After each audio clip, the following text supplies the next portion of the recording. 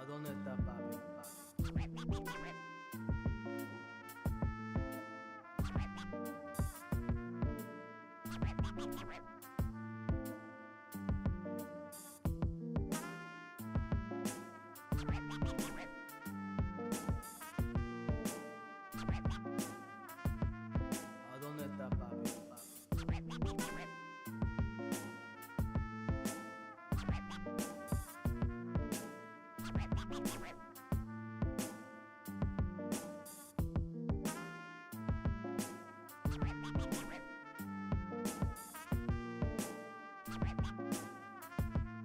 ¿A dónde está papi?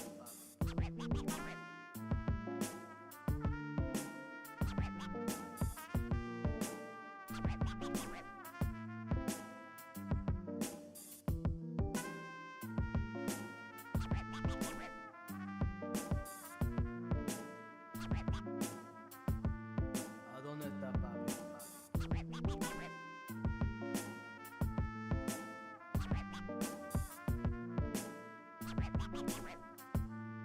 ¿A dónde está papi?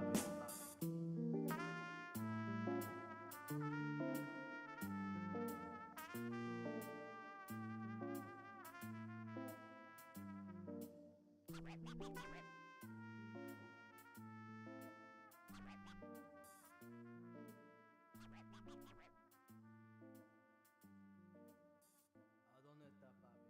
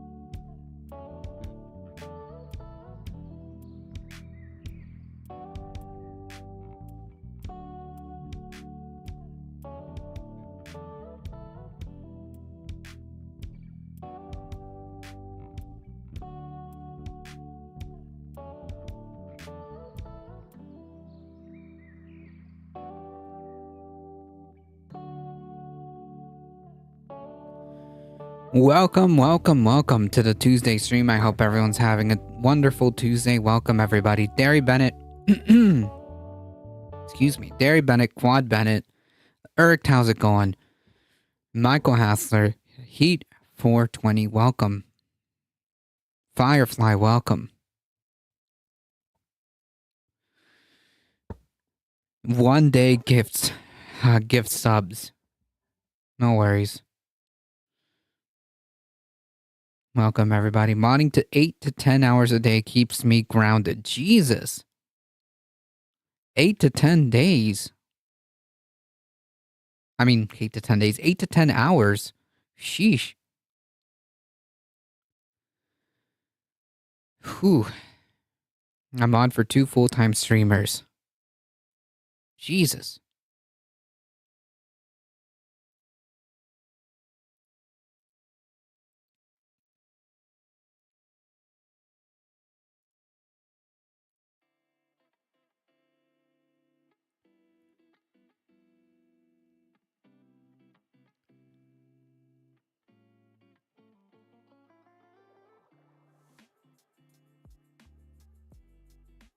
That is rough.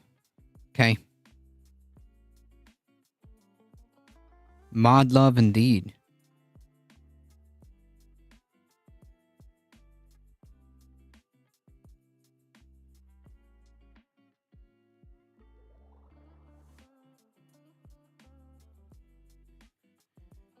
Shout out to the mods, jeez. Are you rested? I am more rested than yesterday.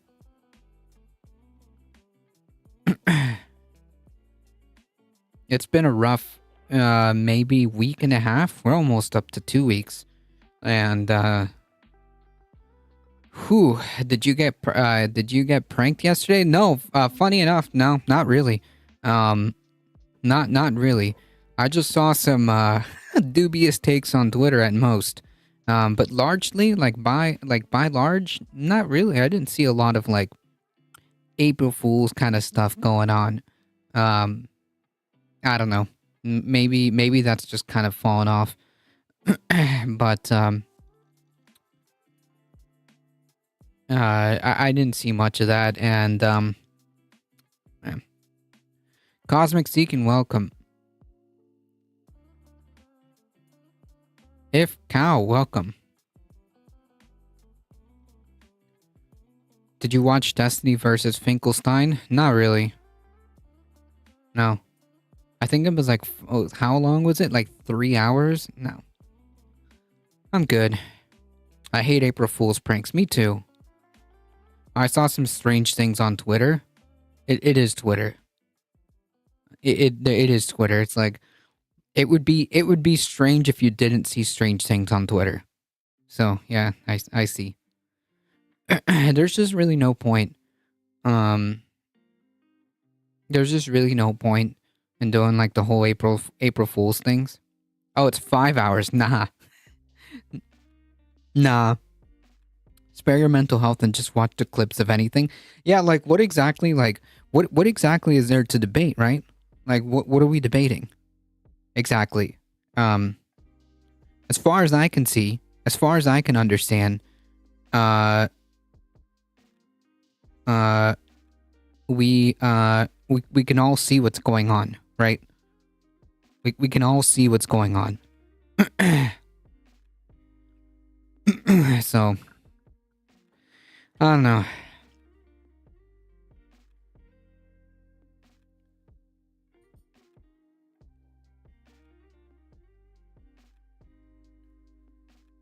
I watched it in 2 streams. I'm sorry for your loss, Herkt.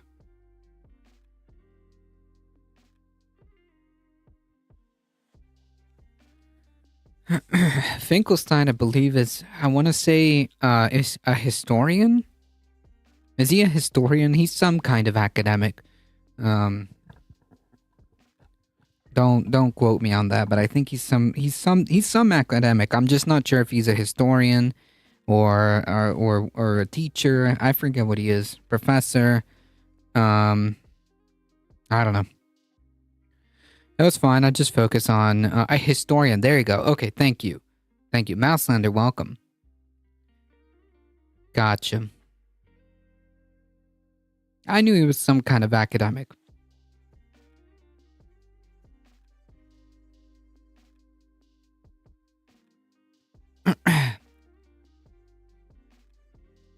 I don't care to keep up with Destiny, though I probably should.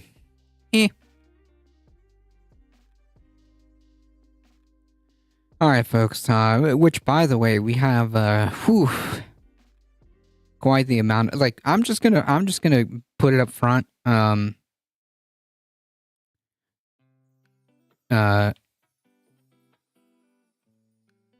just gonna put it up front.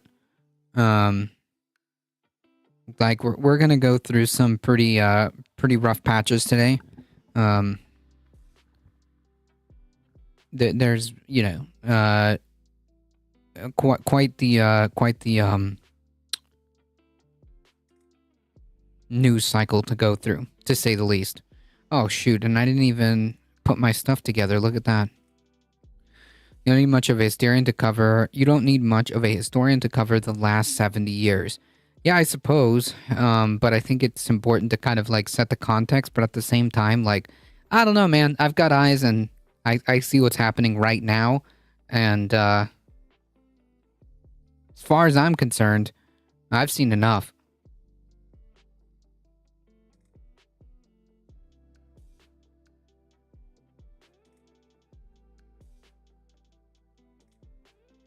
I think I should probably put this here. Okay. Should I move this? Maybe.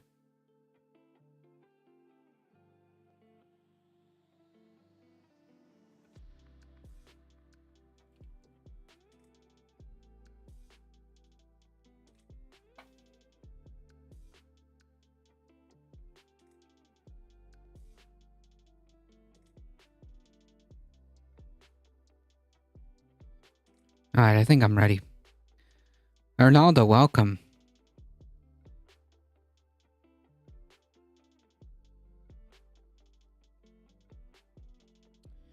That's right. Good point. Thank you. So before we get started, if you haven't done so already, want to support the channel, you can by following the channel on the Twitch. If you're on the YouTube, like the stream. You can also share, subscribe, comment, all that awesome stuff. If you want to support the channel while wearing some cool merch,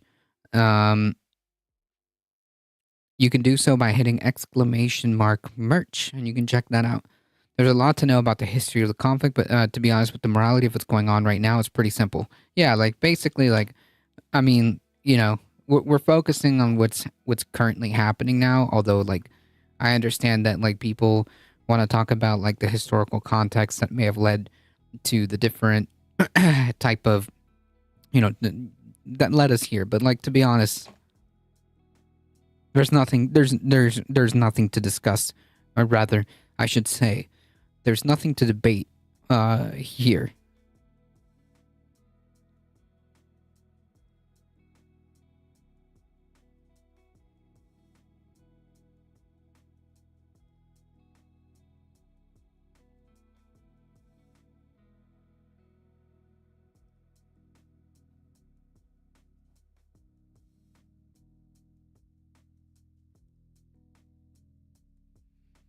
That's right, !merch.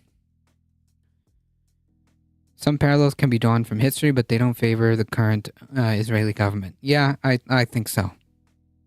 And as the recent events have shown, like in the last 48 hours, what exactly has happened? Let's see. A consulate building was bombed. And an international aid organization was obliterated, and 7 that we know of right now, international like humanitarian aid people have been killed by the Israeli government. Oh, yeah. Sorry, I forgot to mention another thing as kind of like the highlights of it.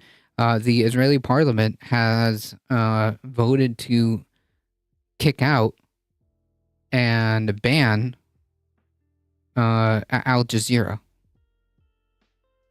which is incredibly disturbing. Like, all of this points, it's just not good. Yeah, from 6 different countries, including the United States, by the way. Yeah, it has gone into law. The Israeli parliament voted for it. The merch looks very nice. I like that I can choose different colors. Well, I appreciate that. Yeah, the Israeli parliament has voted for that, the kicking out of Al Jazeera. So yeah, cool. And that's just in the last 24, 48 hours ish, right? That I've kind of kept up with.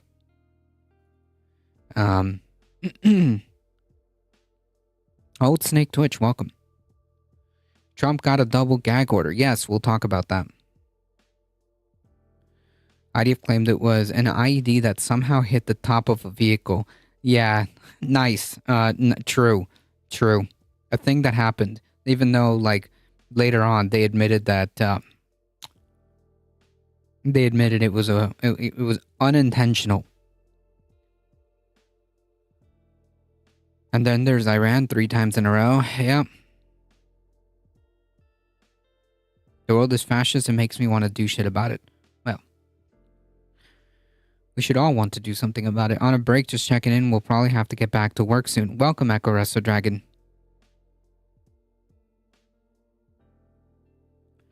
Israel's going to do a thorough investigation. Right, yeah. Israel's going to do a thorough investigation on itself and find that it was just an accident, folks.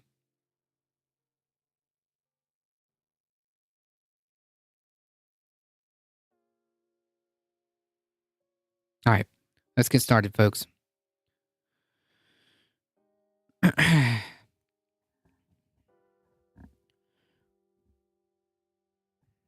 Iran is the scariest one. Yeah, that could be potentially perceived as an act of war. That can be potentially perceived as an act of war, so that's cool.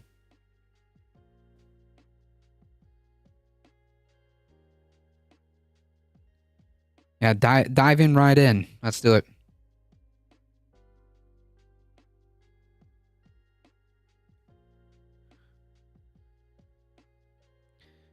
Don't worry.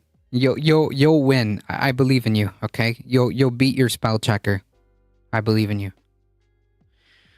So as yesterday, as you may have known, yesterday was Trans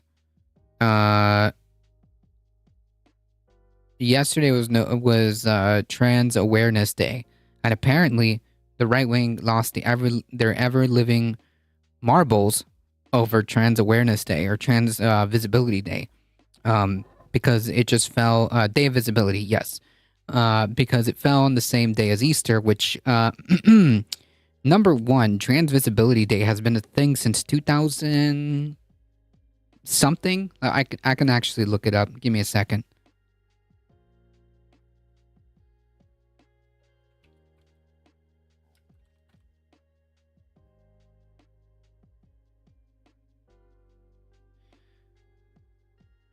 Okay, so Trans Day of Visibility was created by trans activist Rachel Crocker in 2009. Okay.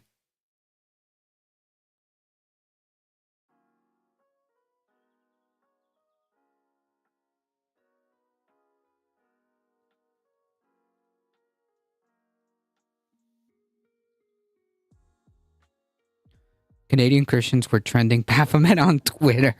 The 30th was Trans Awareness Day? No, the 31st. Yes, you're right. The 31st. Canadian were trending Baphomet. Oh no, in a few years, April Fools and Easter are on the same day. Watch out. Yeah. Trans awareness is the scariest thing to ever happen to the hogs. Exactly. It's the scariest thing to both have Trans Visibility Day and Easter fall on the same day. Even though, number one, Easter never falls on the same day. That's not how Easter works, which is weird because you would think that they would know this. You would think that like these lunatics would know this, that Easter doesn't always fall on the same day. And the fact that like the president, what made them lose their marbles is that the president actually made like a public like declaration that like, okay, March 31st is Trans Visibility Day. Easter is due to the moon. Easter is the Sunday after the last full moon, signifying spring. It's a pagan holiday. Okay, Jesus Christ. It's a pagan holiday.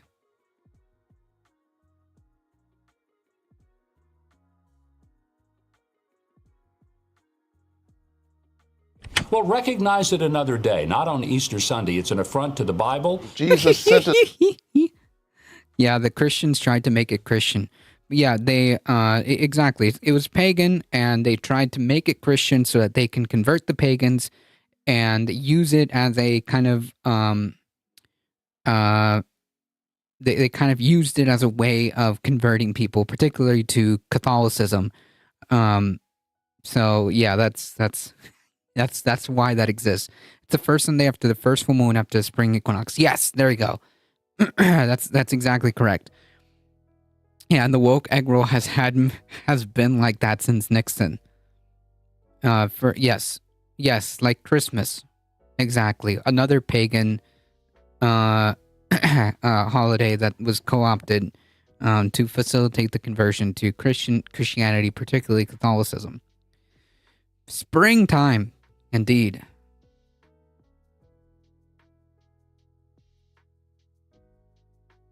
The marginalized. He centered the poor. He is risen.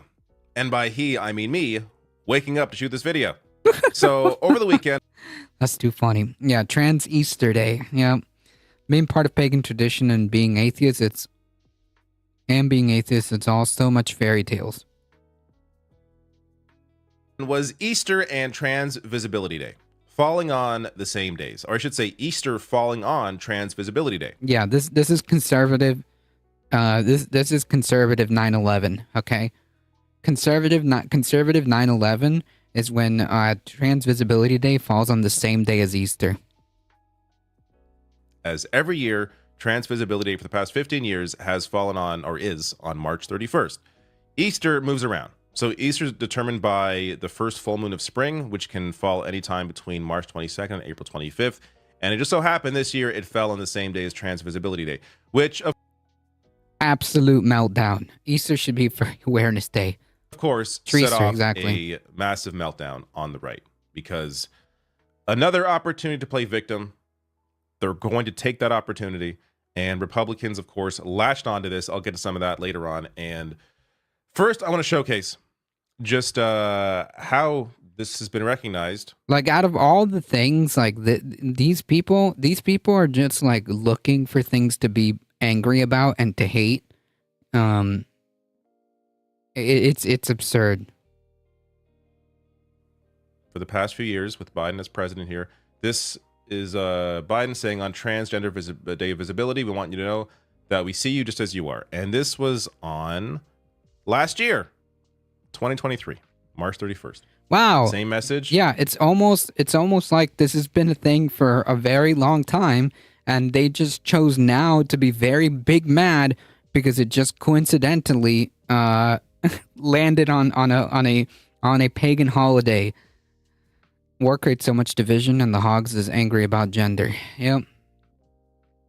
Faux rage, exactly. But, you know, you got to keep that outrage machine continuously running. Can't make it stop. 2 years ago, to everyone celebrating Transgender Day of Visibility. There you go. 2022. And this is this year. Transgender Day of Visibility. This year. There we go. Confused? Not very confusing. Well, Fox News is playing confused. Biden's Transgender Day of Visibility. Yes, True. His Day of Visibility proclamation, not one that was... This was created by activists and then eventually recognized by politicians. No, it's Biden's Transgender Day of Visibility proclamation on Easter is a thumb in the face of Christians. True. Recognizing Trans Day of Visibility is a thumb in the face of Christianity, of Christians celebrating a pagan holiday. Cool. Nice meme. You can't write that like this writes itself. This writes itself. I see you does nothing. Also true. Incidentally, yes, also true. And yet they're still big mad. I'm just thinking these people sitting in church going, what if some of these women are not women? You know what? It wouldn't surprise me if like these type of people actually think like that. I mean, like these are the type of people that are literally pushing for what can only be interpreted as like genital inspections, right? Because like how else would you enforce bathroom rules without like genital inspections? F them. I agree. Quote, I think it's a bait to get an opportunity to paint everyone who disagrees as hateful, as spiteful and resentful. Oh man, look at that. They're literally telling on themselves right at the get-go.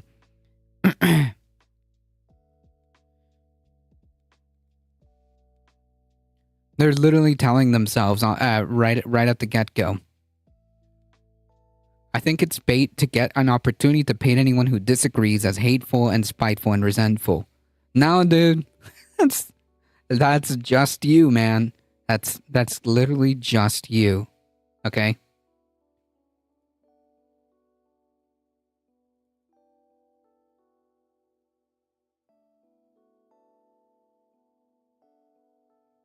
Yeah, and what if that woman has a dick? Exactly. Asking the real questions, these conservatives, huh? And what if you have a micro penis? These are the type of things that like these people freaking question themselves. It's really them telling on themselves, if that makes sense. If you weren't hateful, spiteful, and resentful, then you would not be painted as such. But when you can't fathom that Easter fell on the same day as Trans Visibility Day, and it makes you play the victim, and you start spewing hate about trans people, then it's very easy to, quote-unquote, paint you as hateful and spiteful when that is exactly what you were showcasing. Right. You're just telling on yourself, dude. Mr. whatever your name is, Joey Jones. You're just telling on yourself. So this gets to, a variety of reactions. I'm just grabbing a few here. We're talking like a lot of Republicans, conservative propagandists out there. A lot of them latching onto this, either choosing not to acknowledge that that Easter fell on trans. Biden and the Democrats decided Easter, the holy day of our Savior's resurrection, as transgender day of visibility. True. You know what? True. There's no length that the Biden and Democrats won't go to mock your faith and thumb his nose at God. True. We know that Christ is king, and God will not be mocked, just like we know Joe Biden isn't really the one calling the shots in the White House.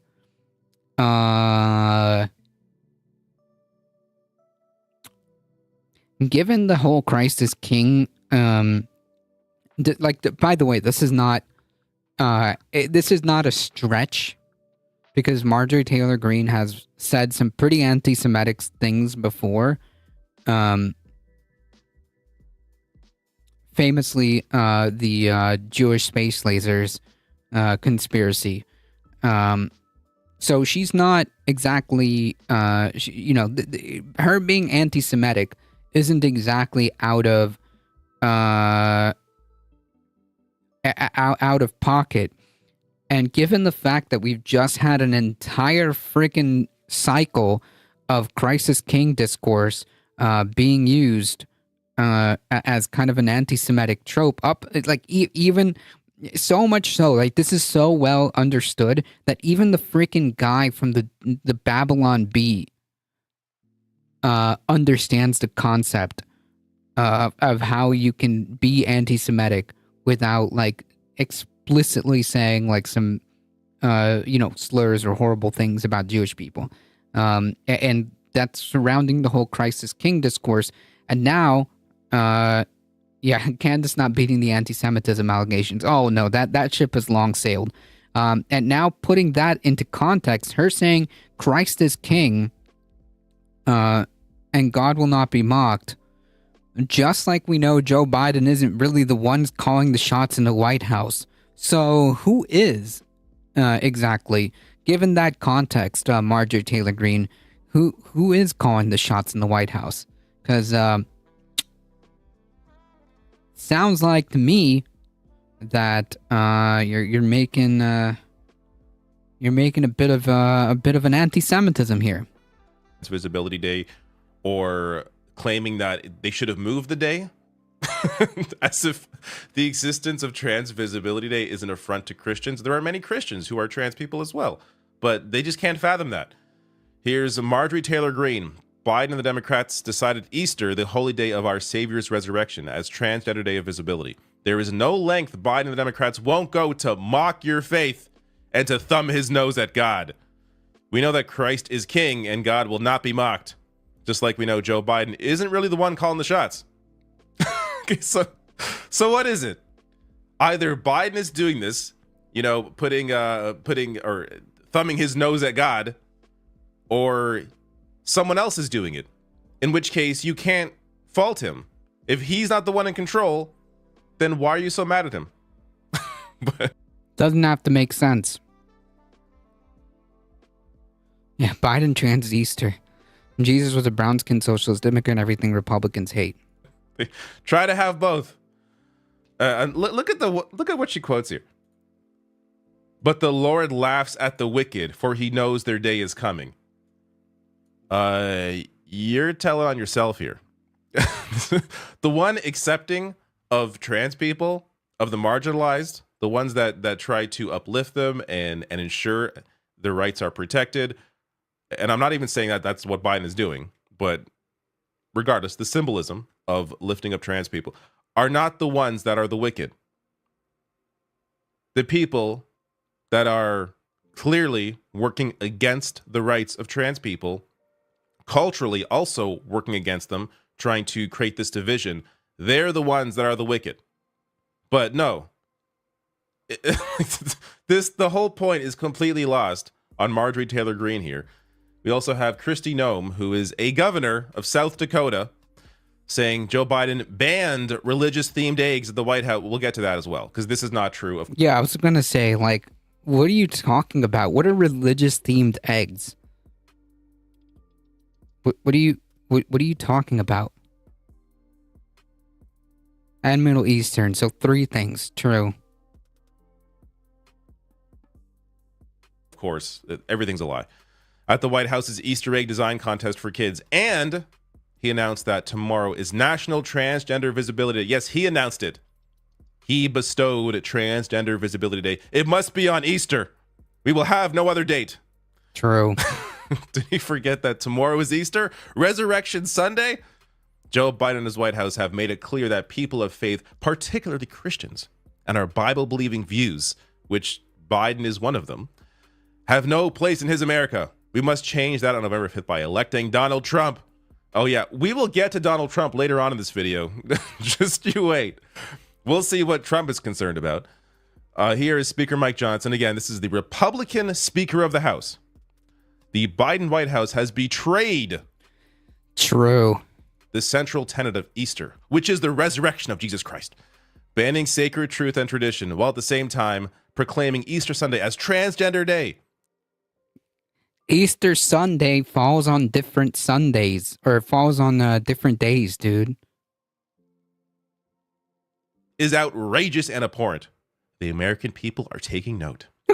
I'm sorry, I'm reading these so ridiculously. I can't take these people seriously. These are all a bunch of clowns. So, yes, it's important to note, these are people with power. They're hateful. They have used their hate to spread anti-trans hysteria. They have used their hate to... That's literally it. It's just hate. I think the point that they're making is Biden's chief of staff is presumably the one in control, and Marjorie Taylor Greene's conspiracy, but I don't think that's what she meant. To push anti-trans bills. At the same time, their messages here are so ridiculous that I can't read these in any serious tone when these are all a bunch of clowns. So let's get to like, while that may be funny, and while I think while David is correct, unfortunately, like, these people hold power, right? It's like, man, yeah, they are absolute clowns, but this is the Speaker of the House. The previous person was a member of Congress.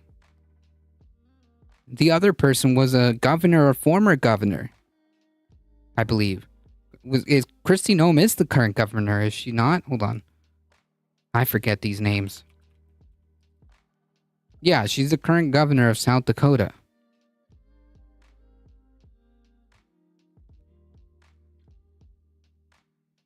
An actual Christian here. Here's Raphael Warnock, Senator Raphael Warnock, who actually understands the teachings of Jesus Christ. The House Speaker called Biden's announcement abhorrent and said he betrayed the central tenet of Easter. What do you say to that? Well, apparently the Speaker finds trans people abhorrent. And I think he ought to think about that. The fact of the matter is, as you said, March 31st has been a day to lift up transgender people who endure violence and bigotry.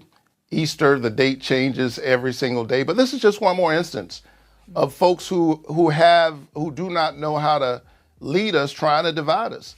And this is the opposite of the Christian faith. Jesus centered the marginalized, he centered the poor, and in a moment like this, we need voices, particularly voices of faith, who would use our faith not as a weapon to beat other people down, but as a bridge to bring all of us together. Just stocked up on a ton of Paleo Valley beef sticks. If you are a fan, this is the time. No. Representative democracy is a failure. Yeah, I do see that there are problems here. Marjorie Taylor Greene who was screwing her personal trainer. Yeah, family values.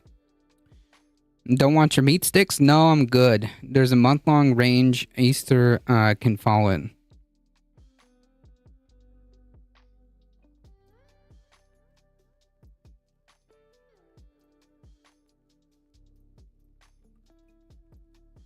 So I think it's important to note here that this isn't simply, I'm not going to say blanketly Christians are freaking out about this, because it isn't Christians. Raphael Warnock is a Christian. Many people are Christians who are actually giving, caring people. They care about the marginalized. They care about uplifting individuals.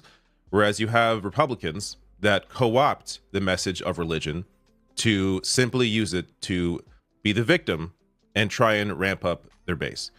That's where we get to former Governor Mike Huckabee doing that exact same thing that Raphael Warnock is warning against. How are they going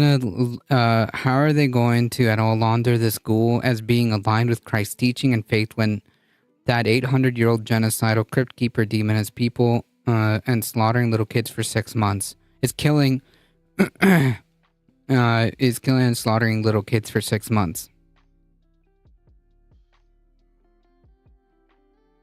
Yep. Conscious Canuck, welcome. But you know, none of this has to make any sense, Firefly. It doesn't. This is where we've gone to La La Land. I don't understand this at all. It would be the equivalent of Joe Biden on Ramadan saying, okay, we're going to also declare this Eat More Pork and Bacon Day. Now, how would that go over? Right. It's absurd. And Joe Biden should be ashamed of himself. And what? I think that I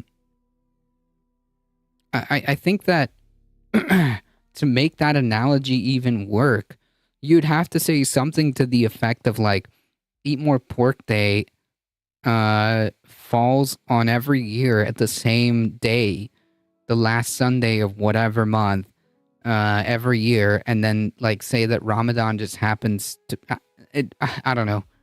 Dude's not making any sense. The dude's not making any sense.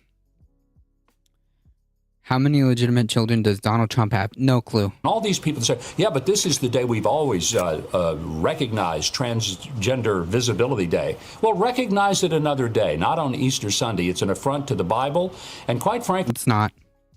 It's an affront to biology. It's a spiritual battle. There are people who want to de-Christianize this country, and very actively so. I think this is not a Christian country. So F off with that. Like, first of all, this is not a Christian country. So there should be no politicians Christianizing anything. This is not a Christian country. Biden didn't declare, he just acknowledged it. Exactly. Get your Bible out of politics and it won't be a problem. Exactly. What kind of shenanigans were going on in Jim Jordan's gymnasium? Oh, I think we have an idea. Yeah, if you don't like it, don't listen to it. I think this was a very intentional insult. They can say all they want. Oh, it landed on the 31st, but just as Pete said, they could have moved it to the 1st.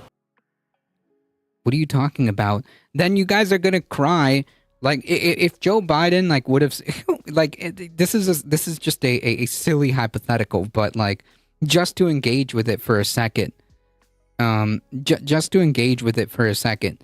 Like, if Joe Biden were to move it to the 1st, right? To April 1st or whatever. And then, like, you know, however many Easters it takes, the next Easter lands on April 1st. You guys are going to freaking complain about that too when that inevitably happens. Because Easter doesn't fall on the same day each time. So...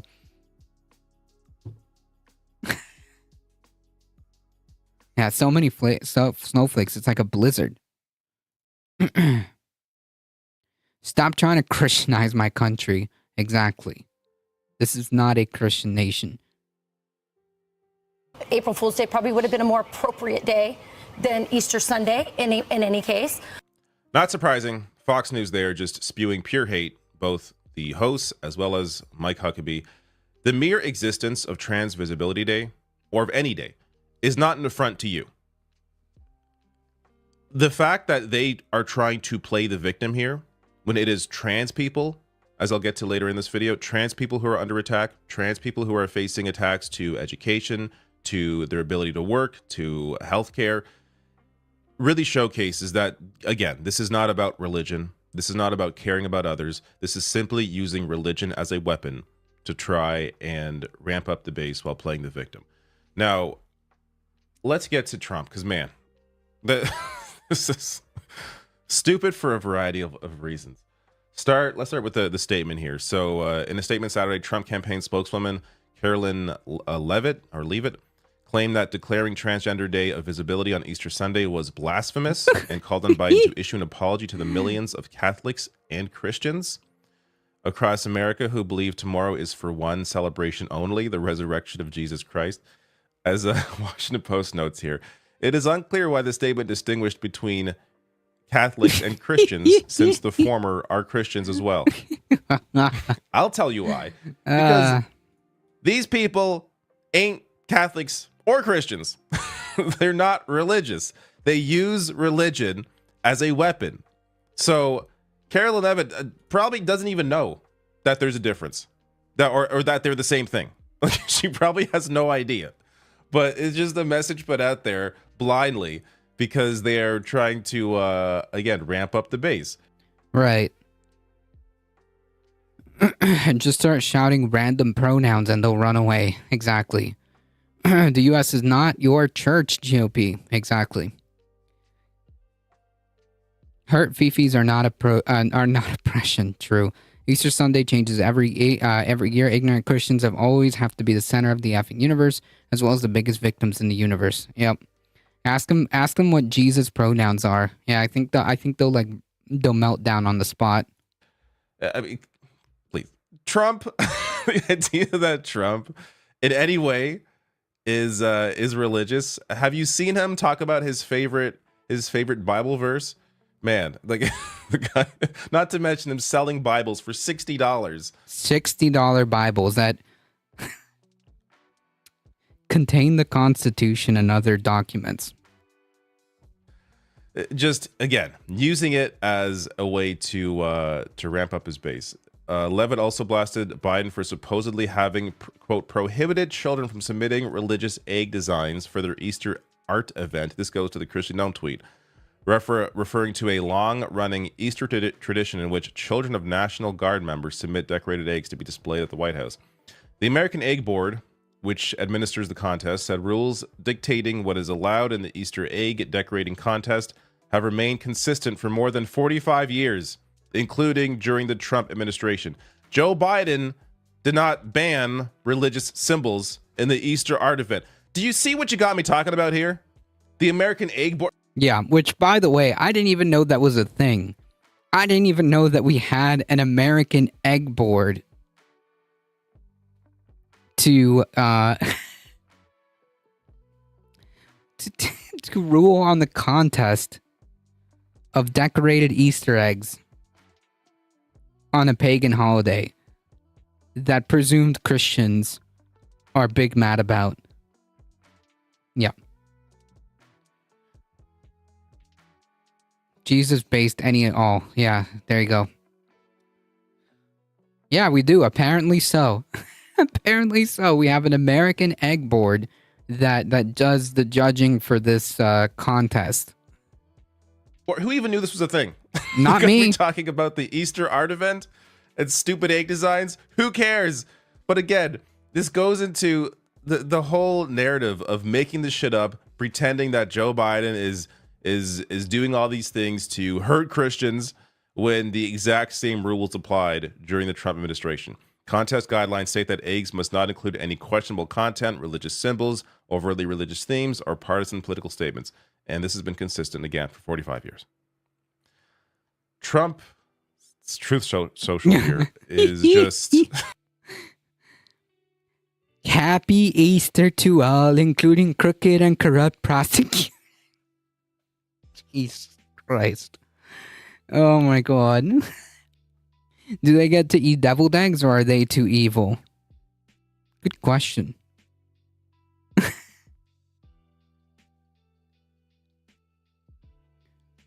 that are doing everything possible to interfere with the presidential election of 2024 and put me in prison. Your favorite president, me. It's chef's kiss. This is on Easter. Happy Easter to all, including crooked and corrupt prosecutors and judges that are doing everything possible to interfere with the presidential election of 2024. I'm not going to read all of this, but he just goes on and on complaining about his legal troubles. This is his Easter message, ending saying, "Happy Easter, everyone." Trump is acting as though he is Jesus Christ, and I'm not even exaggerating. Wrong, and they indicted this is me. a story he re-truthed out from the Washington Times, a conservative outlet here. The crucifixion of Donald Trump. Absolute effing clown. And then he also retruthed this just to ensure that you understand how hateful he is. From Mike Davis, Biden celebrates Muslim holidays, bans religious. What? Bans religious designs. He didn't do that. Declares Easter Sunday is Transgender Day.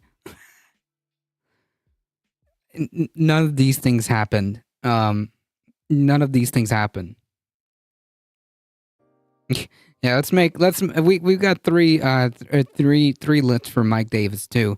One, Mike Davis is an idiot. Two, he's a bigot.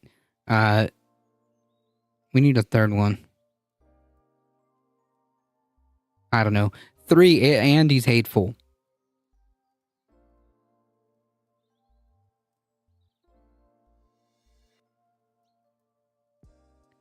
The ban is deranged. Yep. Posted shot of list of 3/31 2024 holidays just in general designs Discord. On Easter eggs. Declares Easter Sunday is Transgender Day. Yeah, these last two, of course, as we already discussed, not true. And then celebrates Muslim holidays. Yeah, because he's not hateful. He's going to recognize Muslim holidays because he cares about people that live in his country. At least the symbolism he cares about. Again, plenty of things to criticize all politicians for, including Joe Biden, but nothing wrong with recognizing Muslim holidays. This is what's really important in this entire thing. Before we get to the actual important stuff, how dare Dance Marathon Day get in the way of Easter Sunday? Okay, International Hug a Medievalist Day. Unbelievable. Unbelievable. The Simon Locker, welcome. The Eiffel Tower is a phallic symbol. Tater Day. Unbelievable. It completely an affront.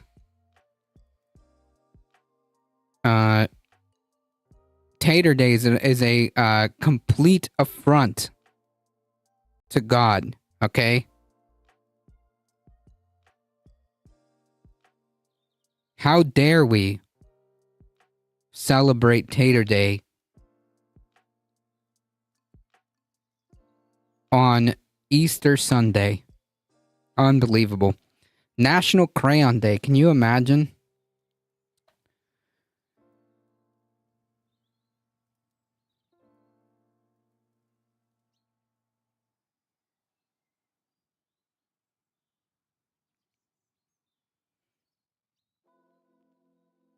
Fishbone, has been a policy to keep eggs religious neutral. Yes. David went over that. For 45 years. Okay. It wasn't even like a new rule. Okay. That rule's been a rule longer than I've been alive.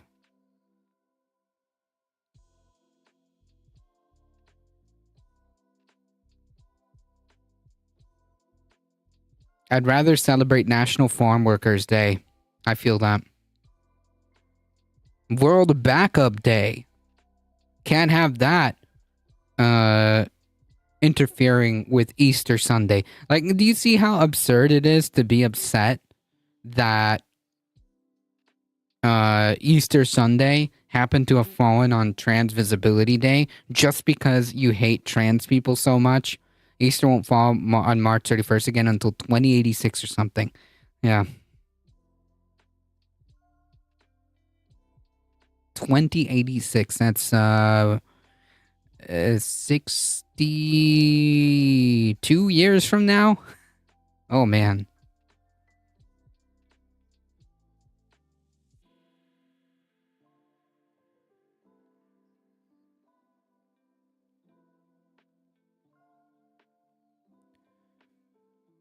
I caught the Lord of the Rings reference. I see it.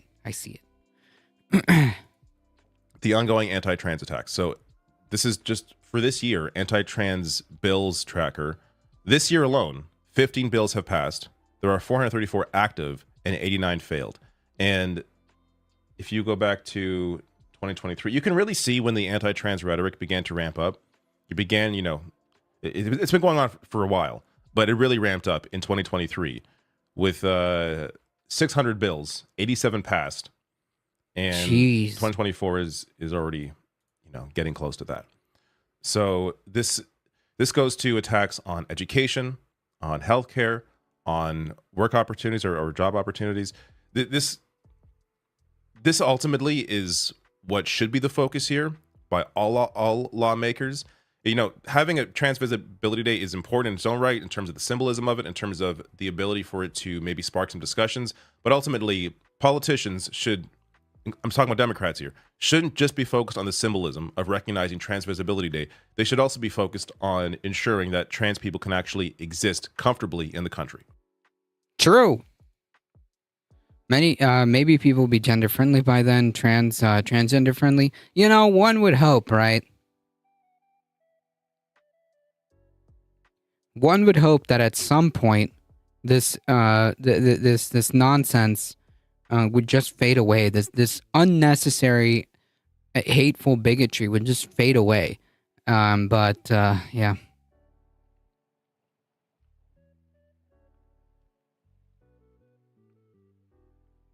From your mouth to God's ears.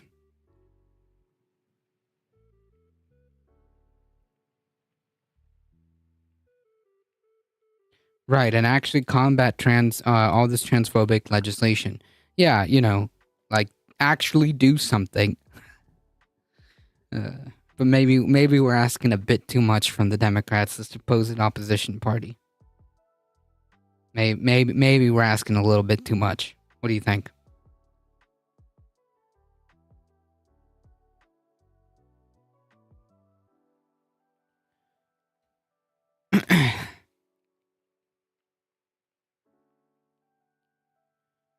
All right, so out of the just for the sake of the disclosure, because the topic is about to get a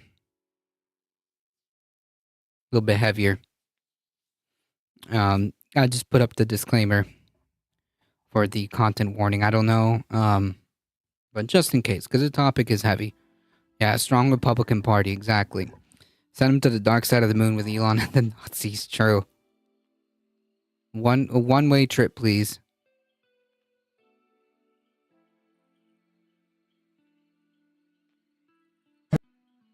Hey. Are we spending our money to okay, Nancy. build a port? Are we spending our money to build a port for them? Yeah,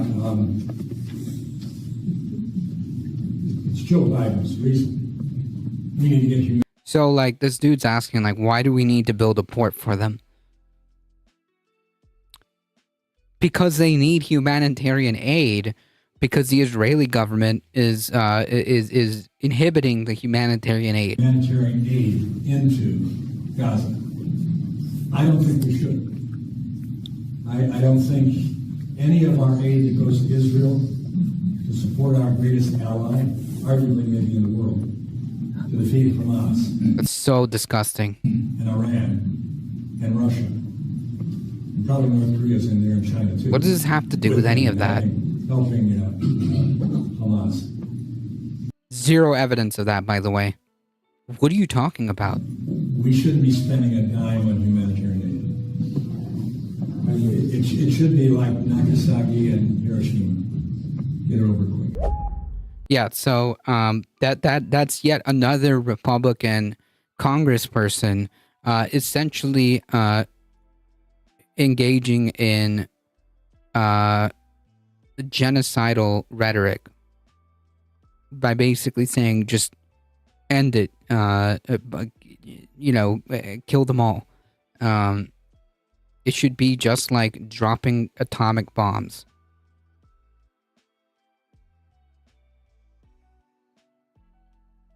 Yeah, blocking trucks. You just heard Republican Tim Walberg of Michigan's 5th Congressional District tell his constituents that we shouldn't spend a dime on humanitarian aid to starving Gazans. In fact, he wants to give them the Hiroshima and Nagasaki treatment and just nuke them. Right, just like Jesus would. Kill them all. He actually said this out loud during a town hall. Now, this is not the first time that a Republican has called for the eradication of every single human being in Gaza, 50% of which, by the way, are children. We've heard Republicans call for Gaza to be turned into a parking lot. Yep. One told reporters, kill them all. So, I mean, we know. Yeah, like we've had, I'm pretty sure I've played like several of these clips that Republicans, this is what they're calling for. Oh, how bloodthirsty these monsters are. It's just still a little bit jarring to see them be so explicit in their calls for mass murder. I don't think I'll ever get used to that, nor should I, nor should you, right? But don't you worry, because he claims that he didn't actually mean the thing that he said, that we all saw him. Yeah, like, we all can, like, we have it on video, dude. Like, there's nothing that you could say that could save you from that. We all just heard what you said. It's on video. It is horrifying. Say, by the way, on Twitter, he responded to the backlash, writing, as a child who grew up in the Cold War doesn't matter, don't care era, the last thing I'd advocate for would be the use of nuclear weapons. But you did. Okay, the whole point of that statement, okay, even if you didn't technically, like, you're trying to perform some mental gymnastics by saying, like, technically I didn't mean to nuke them. What you meant was, okay, to eliminate them all. Okay, to do complete and utter destruction. Okay, whether or not you meant the literal use of nuclear weapons, which Israel supposedly doesn't have but doesn't. Whatever, dude. You, even if you didn't technically mean to literally nuke them, we know what you meant, bro. Quit playing word games.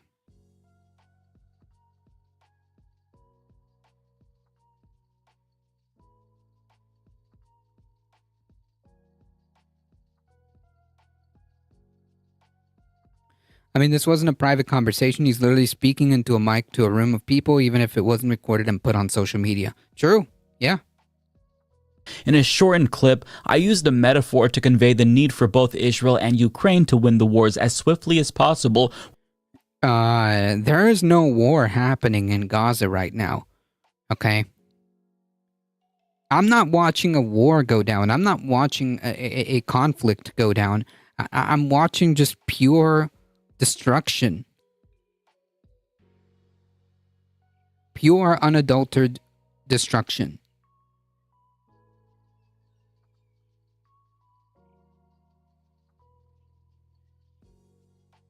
Without putting American troops in harm's way. My reasoning was the exact opposite of what is being reported. The quicker these wars end... Yeah, the quicker they flatten as many places in Gaza as possible, the better we'll all be. What are you talking about? And what do you mean by not putting American troops in harm's way? What do you mean by that? End-time Christians want the whole world to burn so that they can hang with the big J at the eternal celestial pool party, ignorant Bronze Agers. Yep. The fewer innocent lives will be caught in the crossfire. Oh, okay, I get it. So he called for Gaza to be nuked because he actually wants to protect civilian lives. That makes so much sense. Thank you for clarifying. Unbelievable. Yeah. That doesn't, you know that meme, it's like, oh, you do know how that makes it worse, right? That's literally this dude.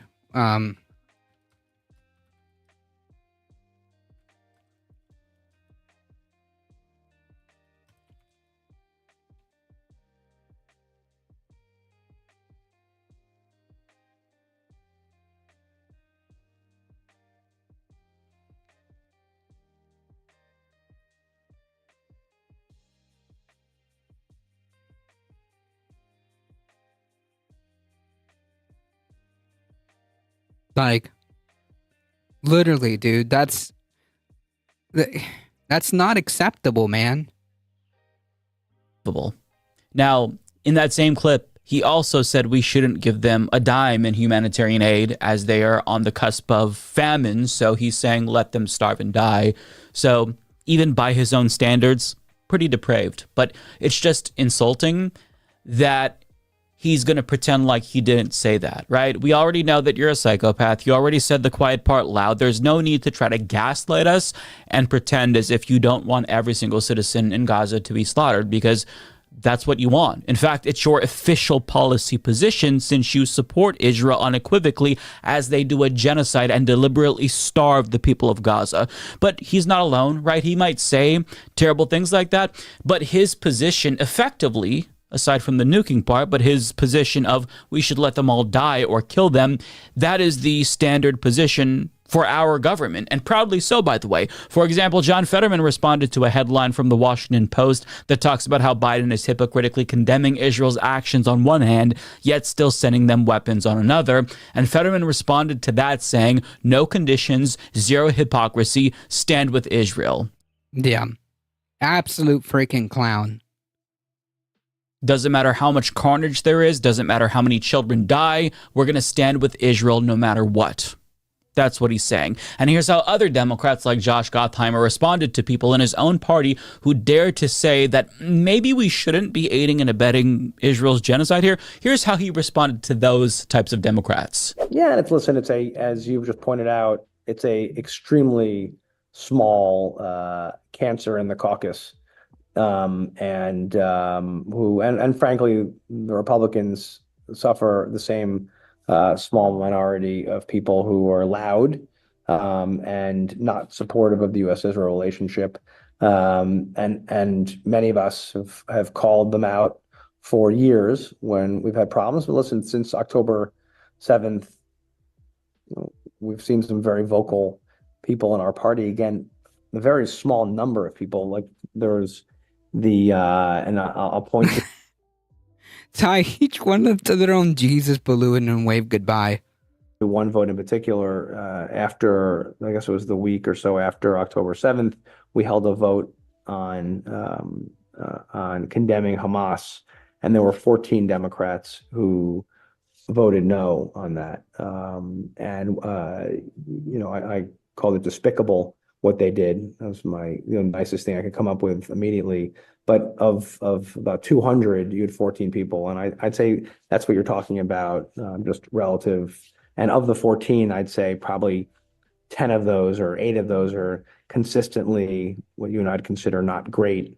It's a very tiny number compared to the overwhelming support for the U.S.-Israel relationship. Hey, Josh, it's April now. Have you condemned the terrorism from the Israeli government yet, or just condemned the people who've condemned the genocide? Of course not. And his response would probably be that this isn't a genocide, and he just deny that. But he can deny it all he wants. So can John Fetterman. So can Tim Walberg. That doesn't change the facts. 30 to 40,000 people have been killed, including 14,000 children. And they are being purposefully starved by Israel. This is something that the Israeli government has said that they're doing, not me. They said we are cutting off food. Yeah, also, like, just to be clear, like, using starvation as a weapon is a war crime. It's not, this is not acceptable. Way to go, Fetterman. Goebbels would be proud. Enough to not elect genocide. 30 to 40K on the low side. Right, that's what we can kind of, like, know. But when all of this, is said and done, who knows how many, how knows how many, how high the death toll is going to be.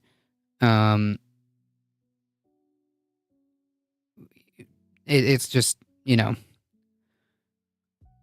it's horrific, and I don't think we'll know the exact amount, or at least close to. We can only go just based off whatever conservative numbers that we have at the time. It's definitely it's over 100,000. I guarantee. It wouldn't be surprising. It wouldn't be surprising. The 30K numbers from late November, and it's what, 4 months, 5 months past that. I mean, it's not out of the realm of possibility that it's gonna be a lot worse. The organization that kept the most accurate tally doesn't exist anymore, the Gazan Health Ministry. Electricity, it's collective punishment. That's a war crime. And also, over the weekend, Israel turned Al-Shifa Hospital into what's being described as a mass graveyard. And Gazan journalist Hassam Shabbat's firsthand account shed some light into just how barbaric their actions here was. Yeah, hey, remember when, there's a whole, debate on whether or not Israel targets hospitals? Hey, follow-up question to that. How many hospitals are operational in Gaza? You can look that up. Quote, I have been working nonstop for the past 6 months covering what's happening in Gaza, but what I saw today while visiting Al-Shifa Hospital was unlike anything I've ever witnessed before. Israeli occupation forces executed 300 Palestinians in and around the hospital, and this morning I witnessed hundreds of bodies outside the hospital. There wasn't one full body. All the bodies were either pieces or heavily mutilated. Jesus the bodies Christ. were in horrific conditions. Many had their hands and legs tied behind their backs and were flattened by a bulldozer. Many of the bodies were burned and left to be crushed to pieces. Several bodies were decomposed and partly eaten by stray dogs. Most of the bodies were unrecognizable. Families could only identify them by their clothes. Al-Shifa Hospital was considered the largest medical complex in the Gaza Strip, catering to many complex cases. It has been completely destroyed. They burned it down and destroyed all medical equipment. Israeli occupation forces have one goal, and it's to destroy every inch of Gaza. Yeah. And I'll spare you the images that he shared because they are utterly haunting and not safe for YouTube, quite frankly. But a side note here, does anyone remember when the aforementioned cancerous progressives like Rashida Tlaib were attacked for daring to suggest that Israel was responsible for the bombing of Al-Aqsa Hospital back in November? Remember that? See, it's interesting. Yeah. Maggot Food, thank you for the tier 1 sub for 2 months now. Thank you. It'd be triple under Republican, though. Unfortunately, finished the job. Not a good thing either. Makes me want to cry for sure. Yeah, but there's no there's no out here. Then is what we're conceding, right? There's no out. There's no path where people where this stops, right? And I think that's what we're angry about. there's no out here. So it's like, would Republicans be worse on this? Yeah, we just literally heard this guy being like, yeah, just kill them all. But like, man, we're not seeing anything here on the Democratic side. Interesting to me now how the people who suggested Israel would never do such a thing are conspicuously silent after they've bombed countless hospitals. Don't think that we've forgotten. Left, right. Genocide is genocide. True. But as they continue to, I love these ads. to subject Gazans to relentless terrorism every single day, they're also waging a war on journalists and even passed a law shutting down Al Jazeera, who's been reporting on their war crimes, hence why they want to quiet them. And aside from that, they also bombed the Iranian embassy in Syria, further escalating this to a regional conflict after they promised Biden that they'd soon be ramping down. Turns out that was another lie by the Israeli government. Now, how does our government respond to all of this and months of carnage in Gaza? By basically saying, go Israel. You do what you need to do. Starve them, even nuke them if you have to. We've got your back no matter what. Now, to be clear, like there was literally just another report that the Biden administration had been secretly, and by secret meaning it wasn't like public, or as public, that they've been transferring money and weapons this entire time. This entire time. It hasn't stopped. It was like 1 point something. I'll look it up.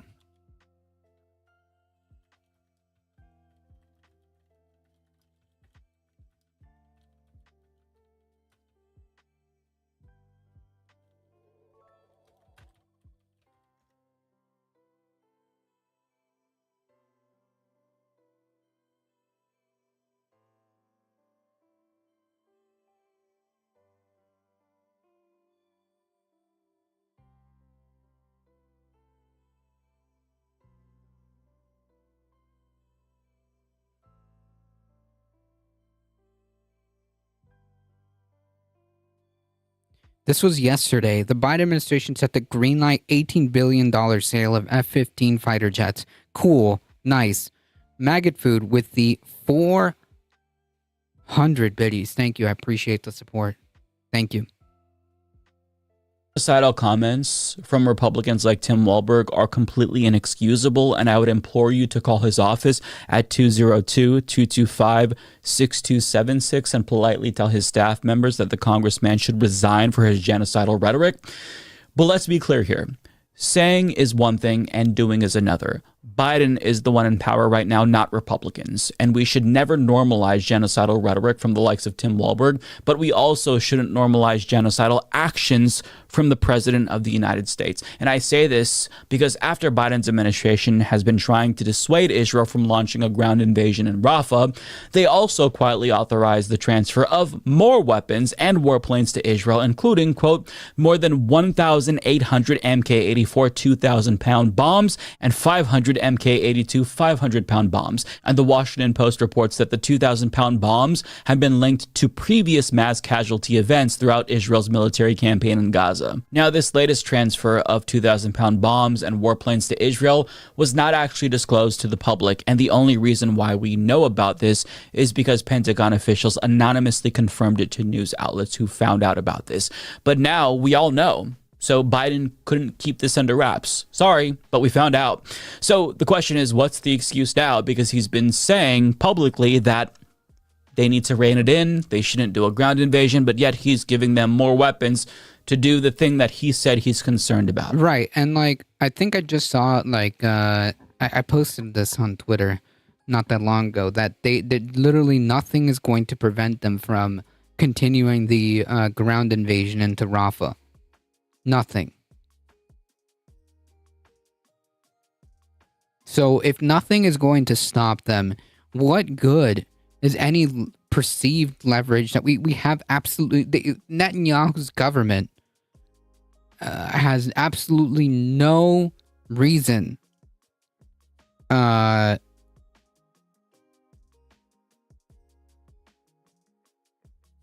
have absolutely no reason to think that it has no incentive to stop this at all. Zero incentive.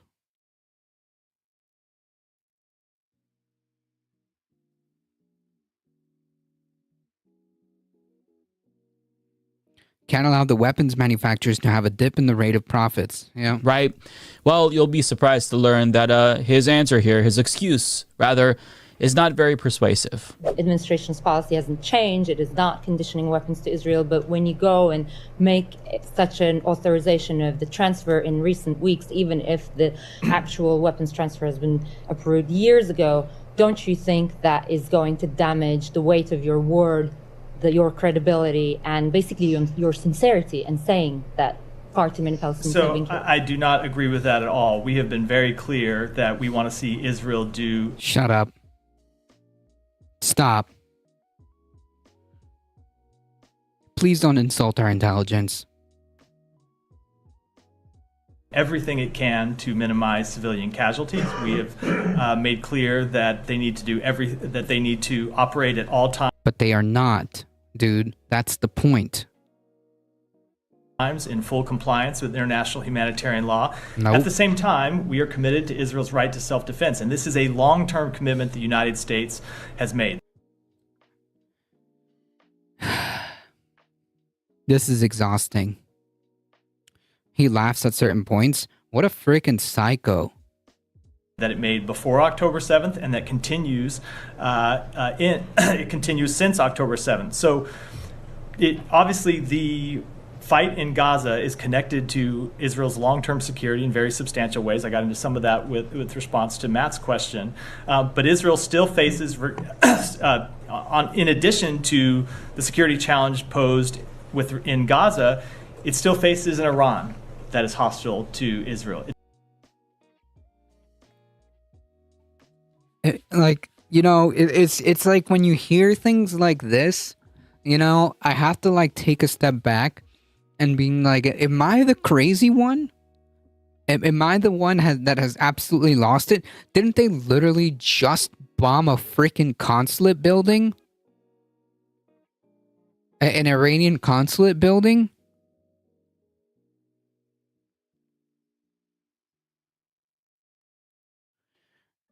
I'm at a loss of words. It still faces Hezbollah on its northern border that is hostile to Israel and says, why is that? It is committed to the destruction of Israel. And so we are going to continue to support Israel's ability to defend itself against those sworn enemies that want to see it end as a modern state or a state at all. Just to follow up, a 2,000-pound bomb is self-defense, in your opinion? Just to follow the logic here. You think that the tens of thousands, untold amount of civilians dead, they're just self-defense, right? You're telling me, just to follow up on that, the 2,000 bombs that have been linked to mass casualty events, you're telling me that this is self-defense in your opinion? Okay. It is a so they need to have the ability to defend themselves against a very... That's not an answer, dude.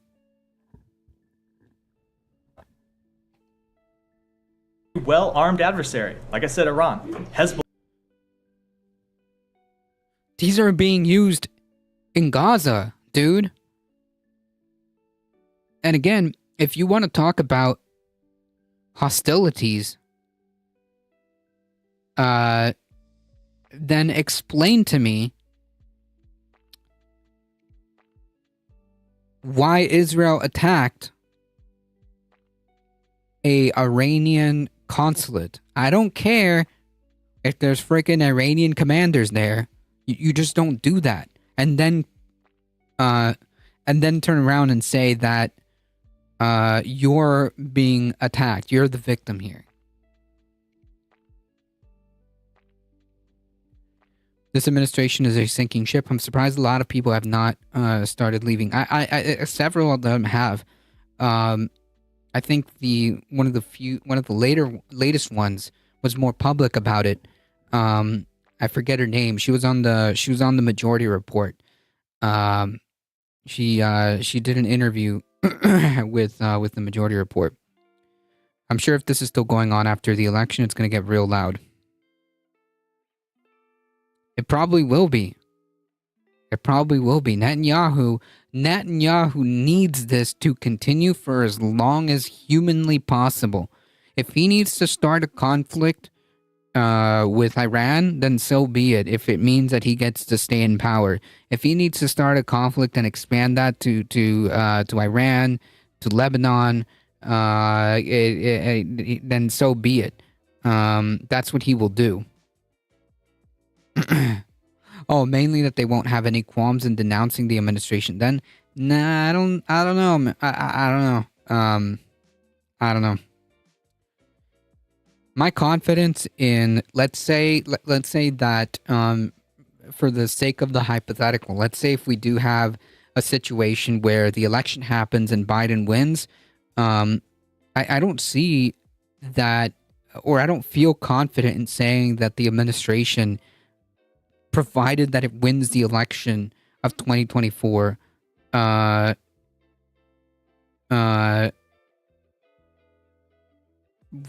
they'll have some kind of change of heart politically. It just, I don't know. If this is still going on after the election, what the hell will be left before we can get to this end of summer, let alone the election? Also a good point. But following that hypothetical, just for the sake of following it, like, I don't see, even if Biden manages to win the 2024 election, I don't know. I have no confidence that he is going to change policy on this.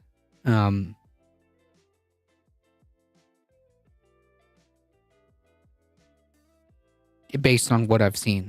Which has thousands and thousands of fighters and quite sophisticated material and quite sophisticated weaponry, as we've seen them deploy against Israel in the last few days. So yes, they do need the modern military equipment to defend themselves against those adversaries. In Gaza before, in the beginning in Gaza. And we have made clear to them that whatever weapon they use in Gaza, be it a bomb, be it a tank round, be it anything, that we expect them to use those weapons in full compliance with international. But they aren't, dude.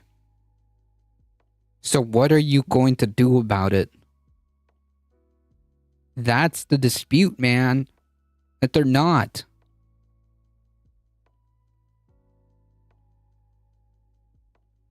The F-15s have the operational range to strike Tehran and Iran directly and return with fuel to spare. Cool, and we just gave 80 billion worth of these F-15s to them. Cool, nice. But, you know. National humanitarian law, and we have had very frank conversations with them about the fact that far too many civilians have died. I'm guessing he was getting choked on all of the bullshit he was spewing there. Now, Israel is not using weapons in compliance with international law, obviously. It is illegal to cut off food and electricity. Correct. You can't use starvation as a weapon. That's a war crime. These reporters need to get more collectively forceful with them. I agree. What does voting blank or whatever do if 90% of Dems agree with Biden anyways? From civilian populations. Collective punishment is a war crime. So is bombing hospitals and refugee camps and universities and other civilian infrastructure, places where people who are starving are lining up to get food. Bombing them is against international law. So Israel is very clearly not following international law, but the Biden administration is lying and saying they are, because sending more weapons to a country in violation of international law would violate the Foreign Assistance Act. So the remedy here is to just say they're following international law and to continue sending them weapons if that's what you want to do. That's what Biden's doing. Now it gets even worse because Biden also quietly reversed sanctions that he placed on the 7 Israeli settlers. I mean, it was bad enough that he only sanctioned 7 of them, but to quietly reverse them is just embarrassing. Now, furthermore, journalist Ryan Grimm points... Which, by the way, I didn't even hear about this. So, thank you, Mike Figueroa, for putting everything out there. out that he took the time to condemn Hamas in his proclamation of Arab American Heritage Month. And Ryan Grim had to include a follow-up because too many people thought that it was so absurd that it had to be an April Fool's joke, but it was not. Bringing up Hamas at all while mentioning Arab Americans kind of tells you how low Biden's opinion is of them. It's just genuinely embarrassing. Now, this all takes place as foreign lobbying groups like AIPAC are trying to oust the 12 or so cancerous Democrats actually standing up to Israel and criticizing them for their genocide. And it's working. One poll showed that Cori Bush is losing to her AIPAC-funded opponent, Wesley Bell, and 2 polls showed that Ilhan Omar is tied with her AIPAC-funded opponent, Don Samuels. So that's nice. Very normal government we have here. Most of our government is cheering on this rogue country that's doing a genocide and attacking anyone daring to speak out and condemn it. And I understand that people are frustrated when they see this. It's genuinely nauseating and demoralizing. But if you feel anger and frustration when you see all of this like I do, that's not a bad thing. It means you're a normal human being. You are having a normal reaction to a genocide that is taking place. And you are hopeless in this situation. It is normal and good to have feelings about that, unlike these psychopathic politicians. So don't let the genocidal, enabling politicians make you feel like you're going crazy.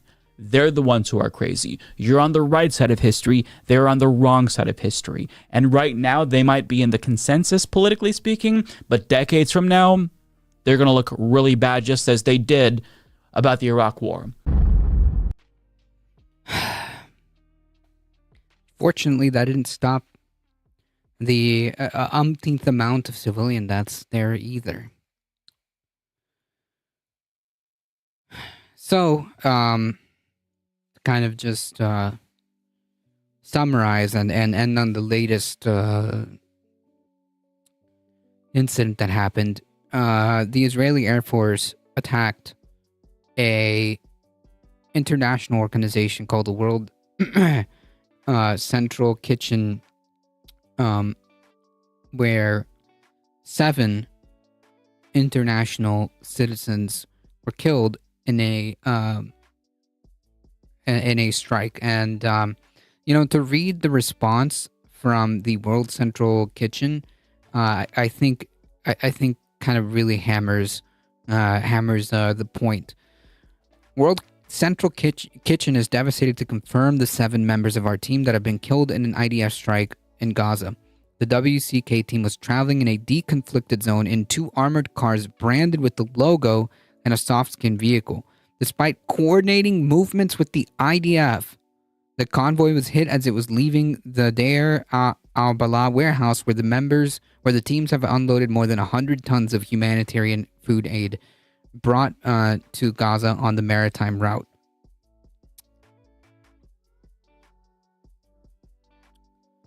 So they knew who these people were. They knew what this convoy was. They were in communication with the IDF. There is no excuse. There is no plausible deniability. There's nothing that you can do, that anyone can do, I should say, to spin this in any way other than this was a horrific attack by the IDF. There is no way to spin this. Heat with the 10 biddies, thank you so much. Despite coordinating movements with the IDF, the convoy was hit as it was leaving the Deir al-Balah warehouse where the teams had unloaded more than 100 tons of humanitarian food aid brought to Gaza on the maritime route. This is not only an attack against WCK, this is an attack on humanitarian organizations showing up in the most dire of situations where food is being used as a weapon of war, which again is a war crime. This is unforgivable, said the World Central Kitchen CEO, Aaron Gore. The 7 killed are from Australia, Poland, United Kingdom, and a dual citizen of US and Canada and Palestine. I am heartbroken and appalled that we, the World Central Kitchen and the world, lost beautiful lives today because of a targeted attack by the IDF. I don't care what the IDF says, if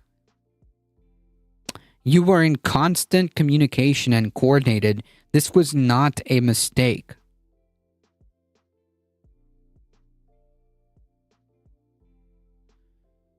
The love they had for feeding people, the determination they embodied to show that humanity rises above all, and the impact that they made in countless lives will forever be remembered and cherished, said Aaron, the CEO. The IDF says it's carrying out an in-depth an examination at the highest levels to understand the circumstances of this tragic event. The World Central Kitchen is pausing our operations immediately in this region, and we will be making decisions about the future of our work soon. They hit an unarmored food transport with an anti-armor weapon. Yeah, but like that, see, are you talking about this event? Because they had 2 armored cars. How would they know to use anti-armor weapons?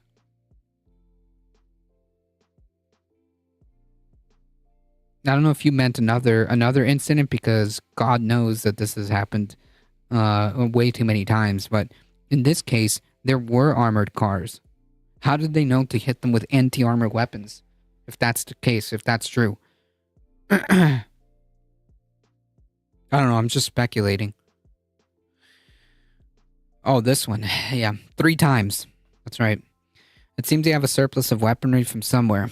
Yeah, somewhere.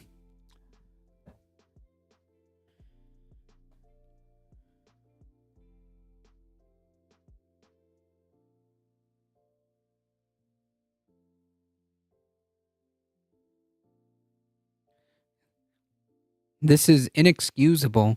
This is disgusting. And if if Netanyahu and his government and his party and his supporters are not going to yield, then we have no reason to support them as the United States. If this is how our ally is going to repeatedly spit in our face, then there's absolutely no reason to support Israel at all.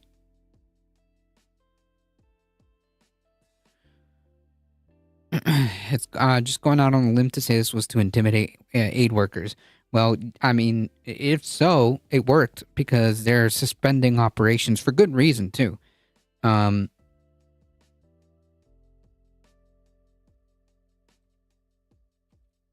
was on Twitter earlier, and I saw a good friend of the channel, Carpet Packs.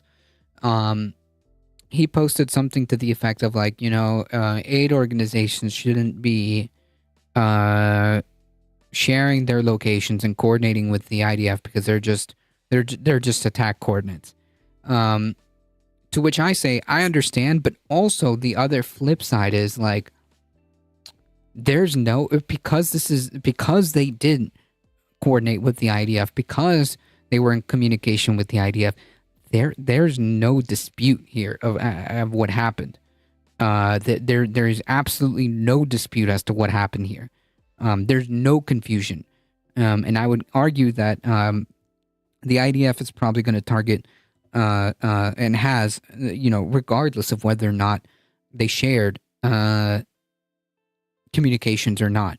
So it's best, in my opinion, to have this documented and to have this communication, and more importantly, also to make it public, that you are in communication as a humanitarian organization, so that there can be absolutely no mistake. Because what happened here is there's literally nothing that can be perceived in any way, shape, or form other than this was a deliberate and targeted attack. This was not a mistake, because how could you make that mistake? Like, there's no room for that. I just can't see it. As you know, the ultimate goal is to starve every last Palestinian man and woman and child, and that they don't kill any other way.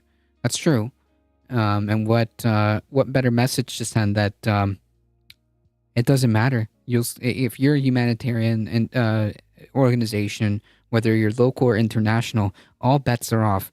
Yeah, I mean that works too. It's not out of the realm of possibility that this was the intended side effect.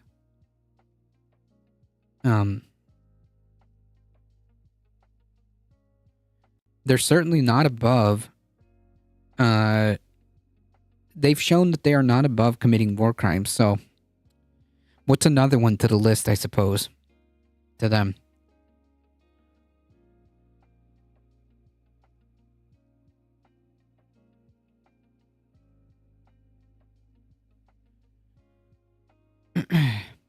Protest vote over Biden's handling of Gaza lands in Wisconsin. Today, by the way. Wisconsin voters who oppose Biden's handling of the Israel-Hamas war genocide are urging Democrats to choose the uninstructed delegation option on their ballots on the state's presidential primary on Tuesday. Using our vote, it's one of the many ways we're putting sustained pressure on this administration. Listen to Wisconsin spokesperson Heba Mohammed said at the demonstration last week. The group's activism is the latest in a string of similar movements in other states where voters have tied their support of Biden on Democratic presidential primary ballots to the war in Gaza.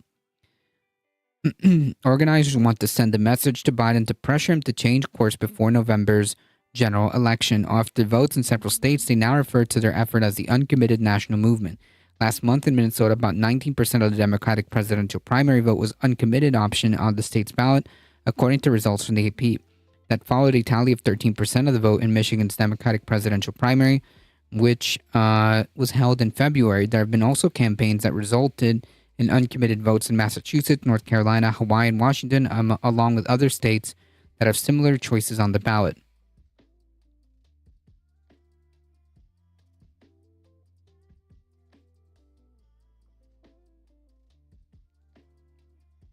Which, I don't understand the wording uninstructed, but I love the sentiment. It must be a Wisconsin thing.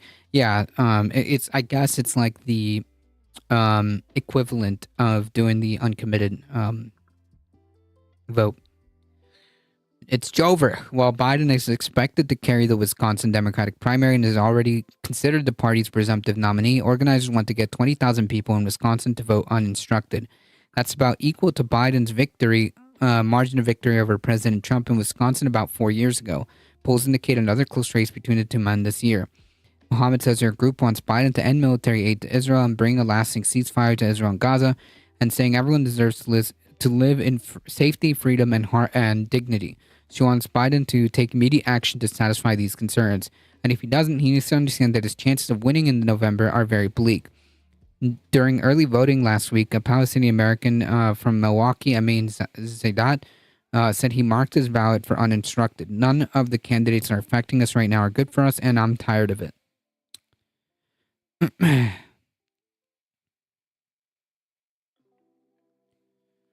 But Alexa Safer, a Jewish voter who cast an early ballot for Biden, says he doesn't think the campaign will have much of an impact. I think the idea of voting uninstructed is cute, but I don't think it's going to accomplish anything. I think leftists do this a lot. They run their wheels, but in the end, Biden's going to be the candidate.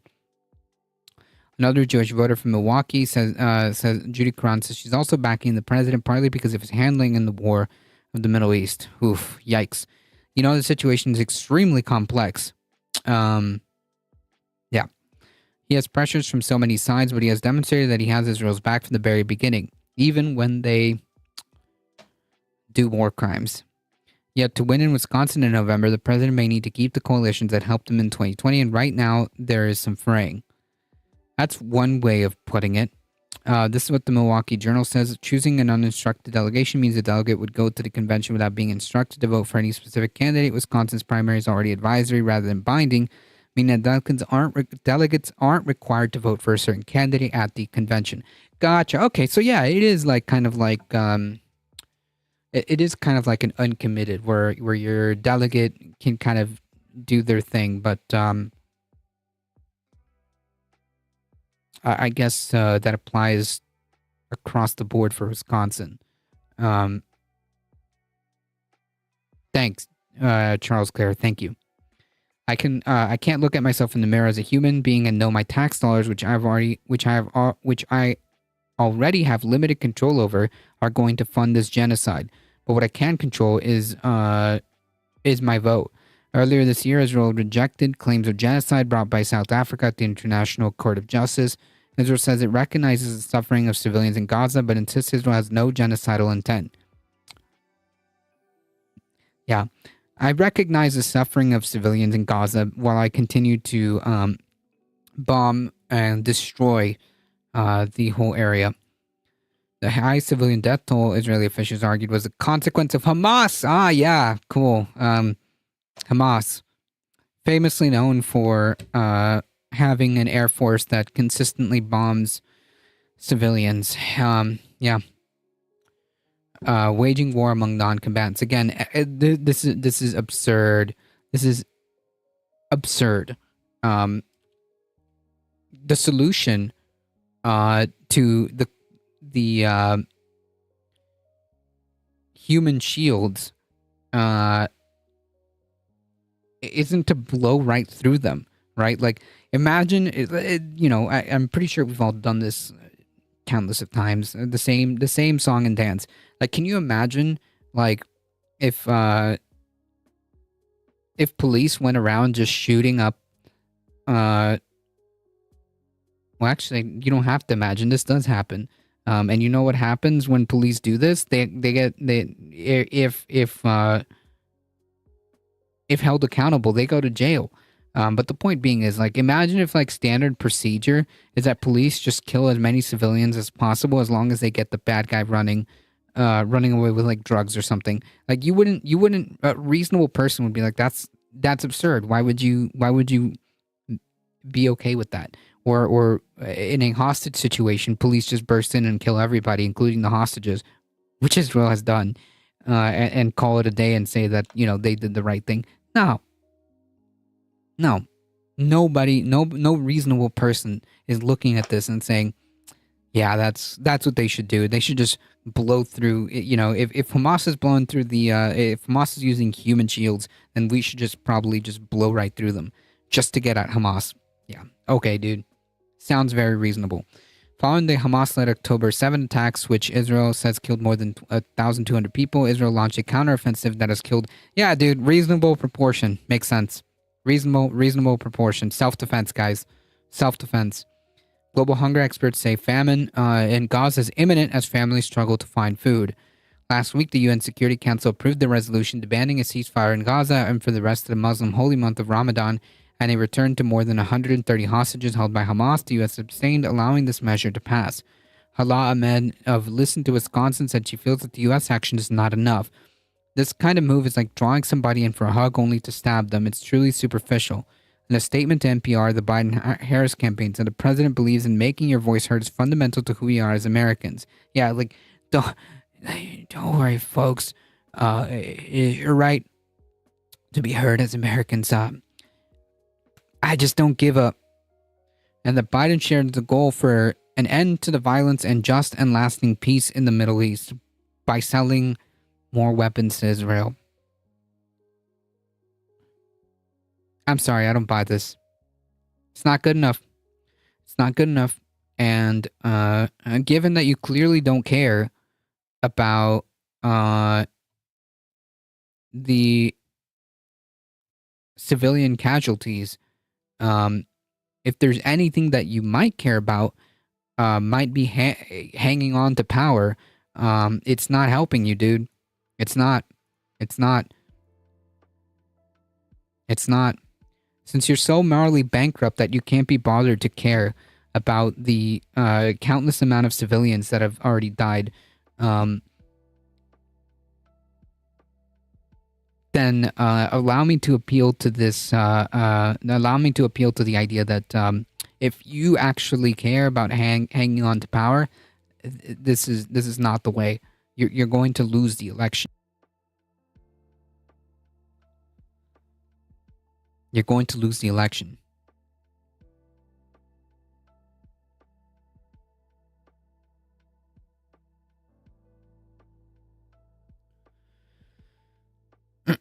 Speaking of which,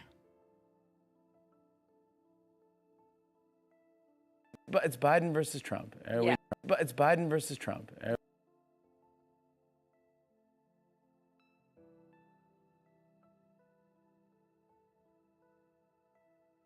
and all my people say it's over.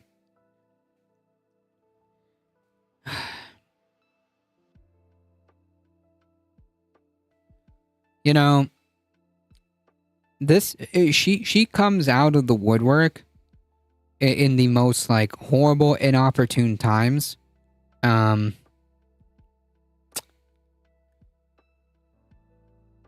her response is about as it pretty much is about as much as you can expect. But it's Biden versus Trump. We Yes, know that. it is. It is. What do you say to voters who are upset that those are the two choices? Get over yourself. Those are the two choices. Yeah, I love that. Right? And Yeah, I love that, dude. Yeah. Two choices that nobody wants. Democracy. Love it. And, good. you know, I love it's that. kind of like one is old and effective and compassionate, has a heart. What? Welcome, Read and Rap. And really cares about people. Oh, yeah. I've seen all the caring I need to see. And one is old and has been charged with 91 felonies. Oh, yeah, and just, sorry. Just one little detail there. After the caring part. Oh, yeah, he's helping to fund genocide. Yeah. Kind of missed that. We kind of missed that part. Right? Yeah, okay. I mean, Okay, interesting. I don't understand why this is even a hard choice.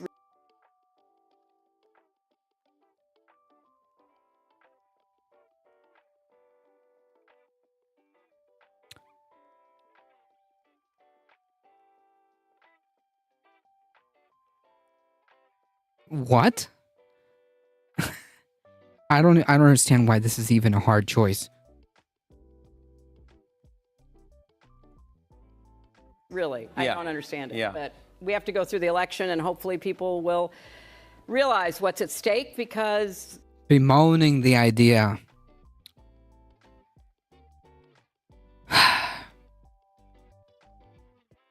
We just have to go through these pesky elections, I guess.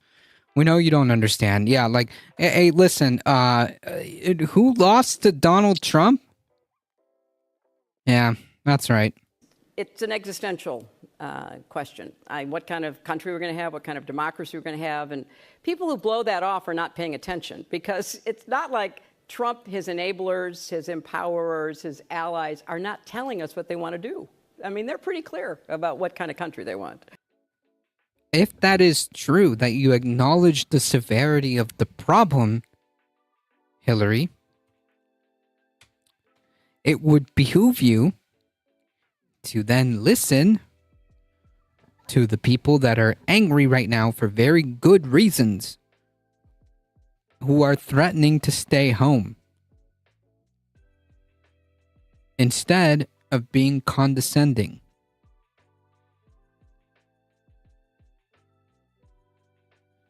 Phenomenal stuff. We're not going to make it, are we, folks? We're not going to make it.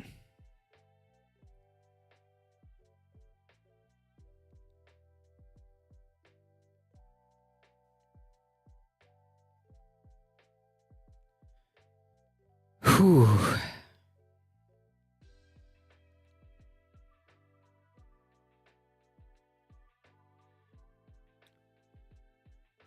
Okay.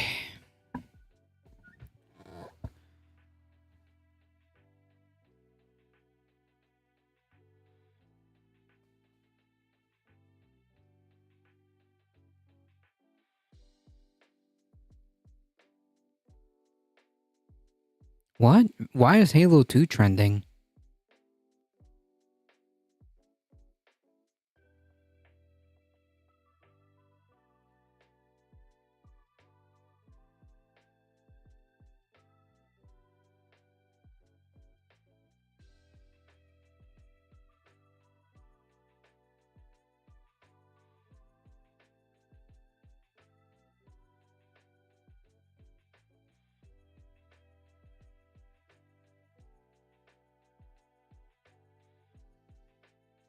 Anyways, we gotta fly through some of these, we've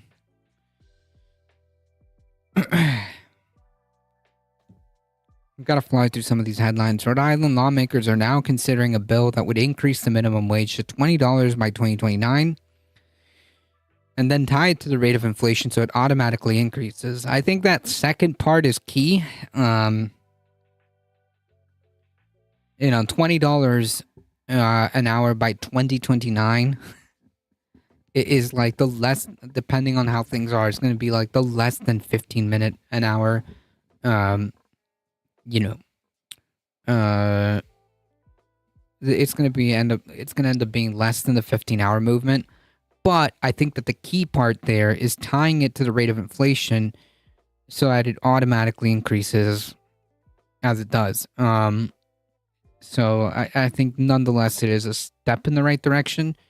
The follow-up is also they're considering other legislation like ending the sub-minimum wage for tipped workers, which is huge. So that's good. We'll see if this passes, because right now this has not passed. This is a bill that's being considered, so definitely something to keep track of. Right, it should be 20 right now.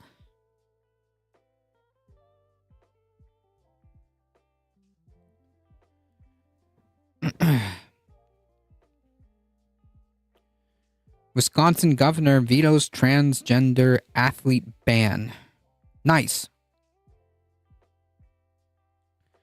Wisconsin Democratic Governor Tony Evers rejected a proposal on Tuesday today to ban transgender student athletes from competing on sports teams consistent with their gender identity, calling the Republican-led legislation a hateful and discriminatory and part of a broader attack on transgender rights nationwide. True. I'm vetoing this bill in its entirety because I object to codifying discrimination into state statute. Tony Evers wrote today in a lengthy veto message for Assembly Bill 377, which passed the state's GOP-controlled legislature earlier this month.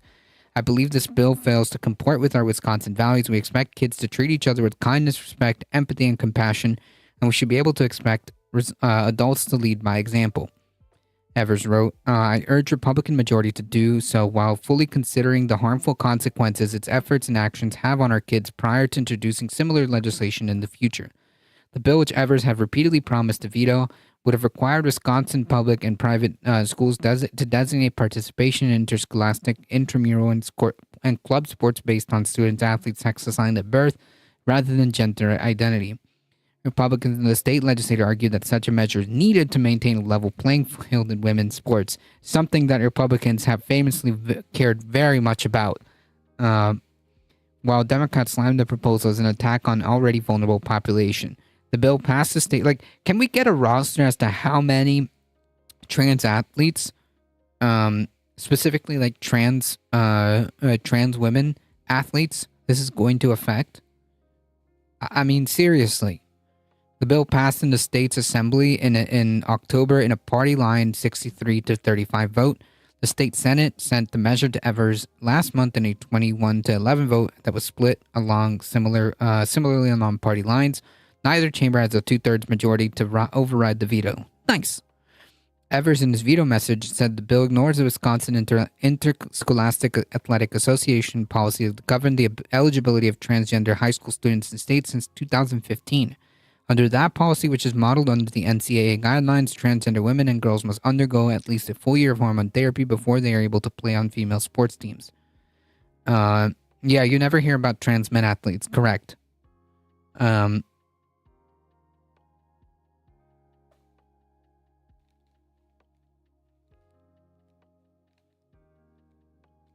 Correct. The legislative proposal also conflicts with federal law because it discriminates based on sex, Severs wrote, citing a 2021 notice of interpretation from the Education Department of Title IX's prohibition of sex discrimination includes sexual orientation and gender identity. The Biden administration's proposed revamp to landmark civil rights law would prevent states from enacting blanket bans on transgender student athletes. At least 24 states since 2020 have enacted laws that categorically ban transgender athletes from competing on school sports teams that match their gender identity. States across this country may give way to radical policies targeting the LGBTQ individuals and families and threatening LGBTQ folks' everyday lives and ability to be safe, valued, and supported and welcomed in being who they are. As long as I am governor of this great state, Wisconsin will not be among them. Nice. Cool. Based. Nice.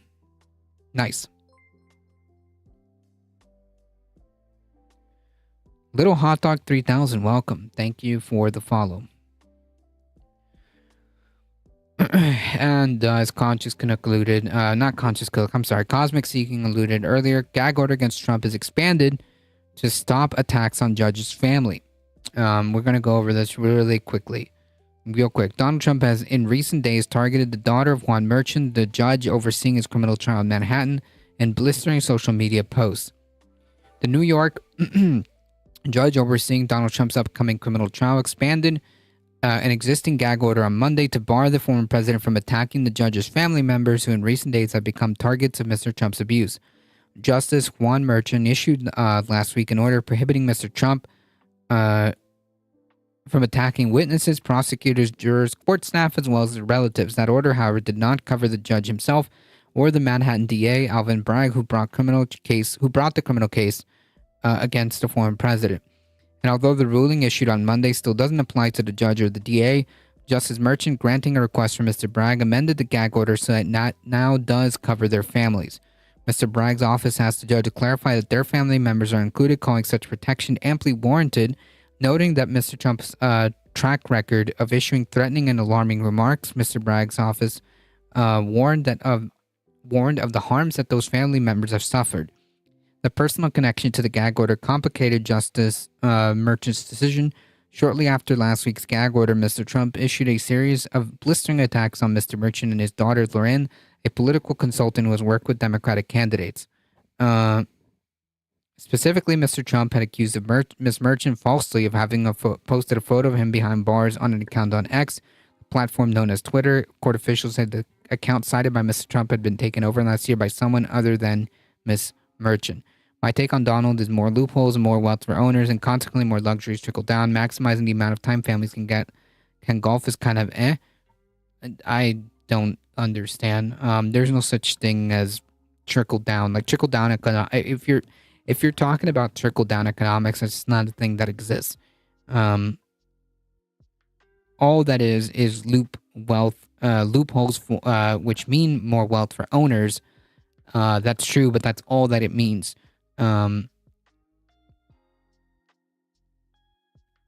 Yeah. On Thursday, Mr. Trump ramped up his attacks, identifying Justice Merchan's daughter by name and accusing her of being a rabid Trump hater who admitted to having conversations with her father about me, and yet he gagged me. I did nothing wrong, and they still gagged me. The former president then renewed his demands that the judge recuse himself from the case, calling Justice Merchan totally compromised. And on Saturday, in an ominous escalation, Mr. Trump posted a news article to Truth Social that displayed 2 pictures of Mrs. Merchan. Yeah. So, there you have it. How long will it take before this guy makes another post? I don't know.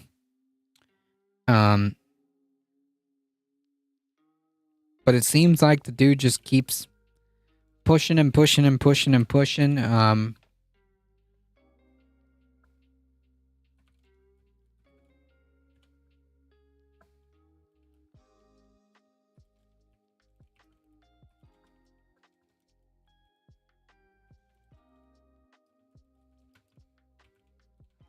And there seems to be no consequences.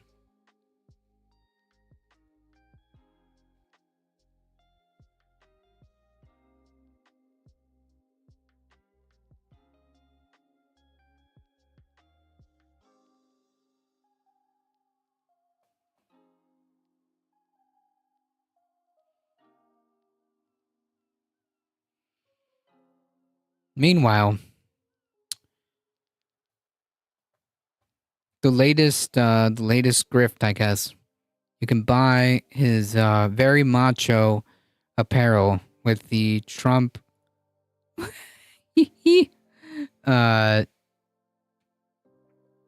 t-shirt with him as a boxer, anytime, any place, anybody, anytime, any place. Yeah, okay, dude. Relax.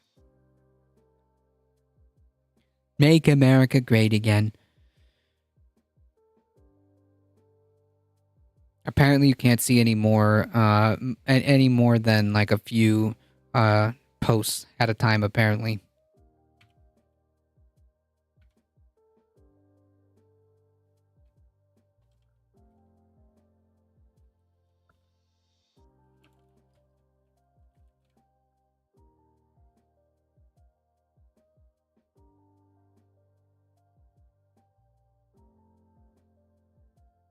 Oh wait, nope, never mind. I can see it again.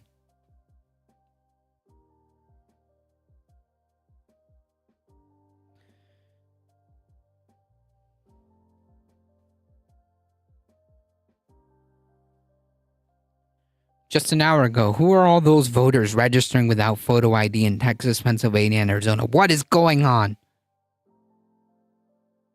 Okay, dude. 6 months to the election, folks.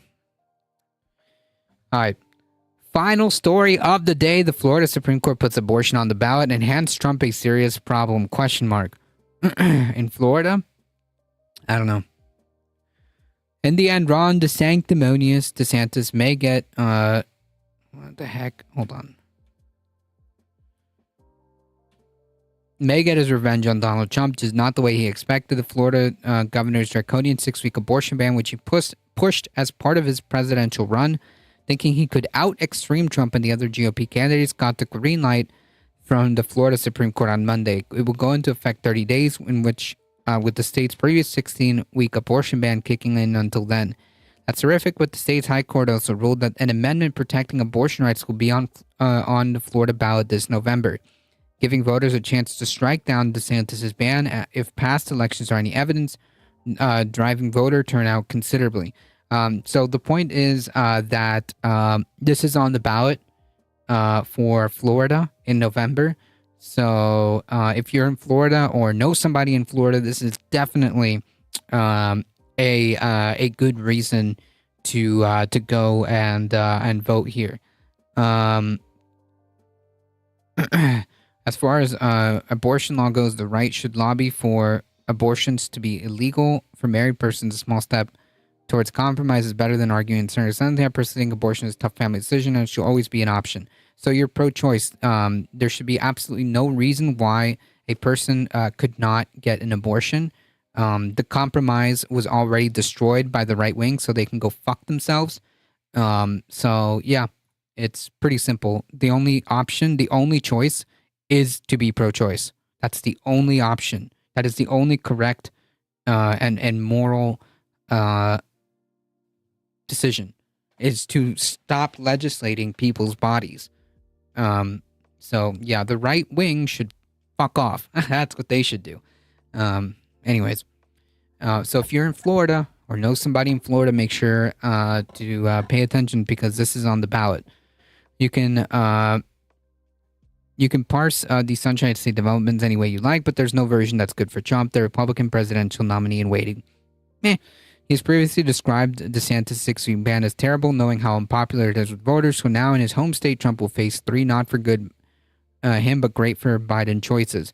Embrace the 6-week ban he pillared and tell his supporters to oppose the Abortion Rights Protection Amendment, maintain his opposition to the 6-week ban, and support the Abortion Right Protection Amendment, something he can't do without alienating the evangelical votes, saying that when he becomes president, he'll override the 6-week ban, a federal abortion ban at 15 or 16, which would be a gift to President Biden's re-election campaign. My tacos are ready. Take care, all. No problem. Thank you. I appreciate that. Oh, Ron, if only you had planned this as a way of getting back at the guy who dubbed you Ron the Sanctimonious.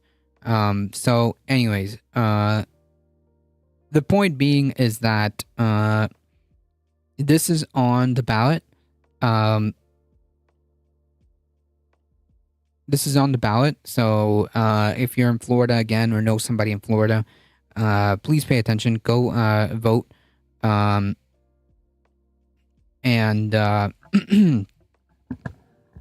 protect people's bodily autonomy, and also not just abortion rights are on the ballot, but legalization of recreational marijuana, I believe, is also on the ballot for Florida. So can you imagine?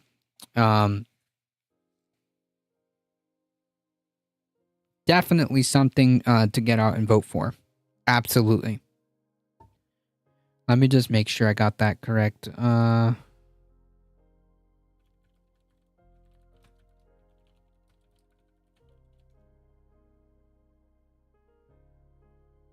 Okay, so it's Amendment 3. The Marijuana Legislation Initiative is on the ballot as an initiated constitutional amendment on November of 2024. Yes vote supports legalizing marijuana for adults 21 years and older and allowing individuals to possess up to 3 ounces of marijuana.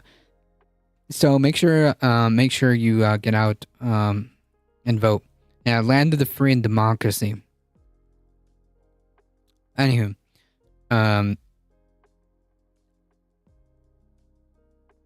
these constitutional amendments or ballot measures or ballot initiatives are one of the few ways that you can actually exercise some democracy, some semblance of democracy. So I think that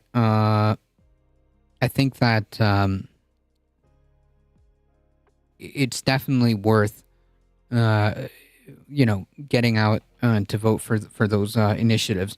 What factors available should consider for the 20 minimum wage law and keeping it in correlation to which factors, math, and algorithm to 20 minutes is interesting to me. Well, it's very simple. Here's the math. Wages are too freaking low. Cost of living is way too high. Corporations are greedy. So $20 is like the bare of the bare bones. That's the math that's going on behind that. The reality is wages are way too low. And cost of living has increased significantly because of greed, because of capitalism. So yeah. Or rather, we are in this position because of the system that we live under. If that makes sense.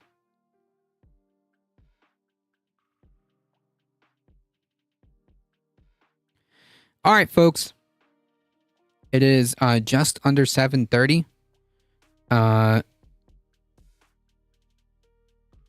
What bare bones and no math? I can work 2 days a week washing dishes and pay rent still in Arizona. Is only working 2 days a week acceptable? Well, definitely working 40 hours is no longer necessary.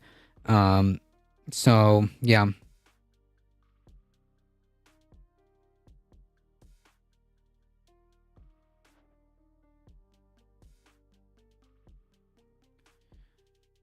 Is only 2 weeks working 2 weeks. Is 17 an hour minimum wage in Arizona?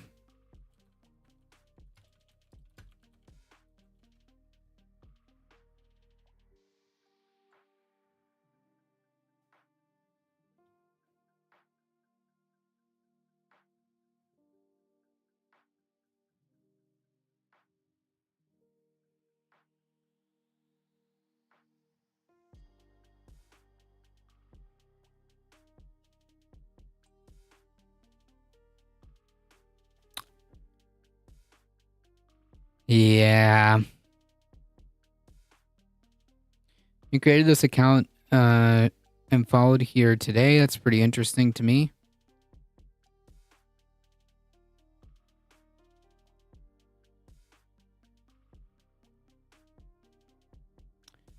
Yeah, I don't know. Account created 15 minutes ago and then immediately followed. Cool. Nothing suspect about that. I suppose if they're not a troll, but whatever. 15-minute account. Okie dokie. Yeah, that's a lie. That's a lie. The Arizona minimum wage is not 17. Rent is 750, like maybe like 20 years ago.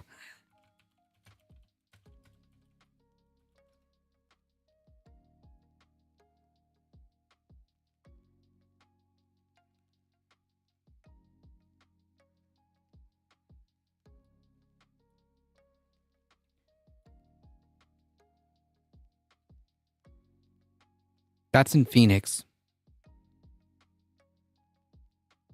Yeah.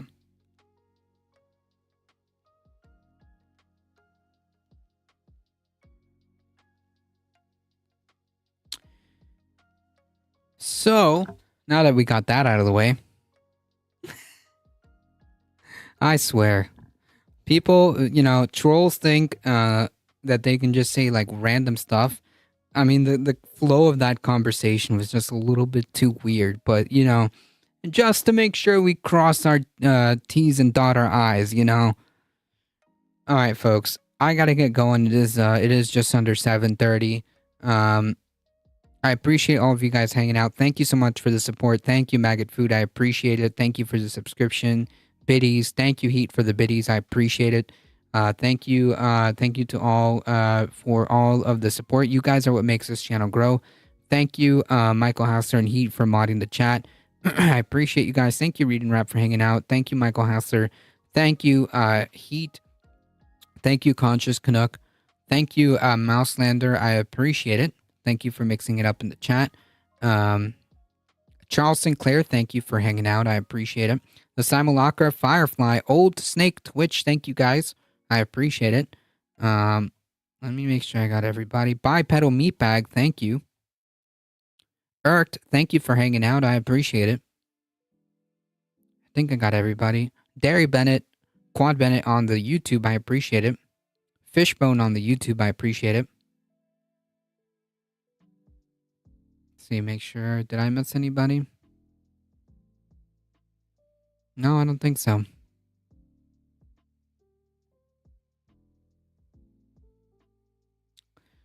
Thanks for the stream. No problem. Thank you for hanging out. I appreciate it. Thank you all. Again, just as a final disclaimer, if you guys enjoy the content, don't forget to hit the follow button. I appreciate it. It really does help us out. Like the stream on the YouTube. Thank you to all who have done so. I see you, YouTubers. I see you. I see you. Thank you. Subscribe. Do all the awesome stuff if you want to support the channel. And wear some cool merch while doing so. Check it out. ! Merch. Join the Discord, folks. There are awesome people on the Discord, and we do monthly movie nights on the last Saturday of every month.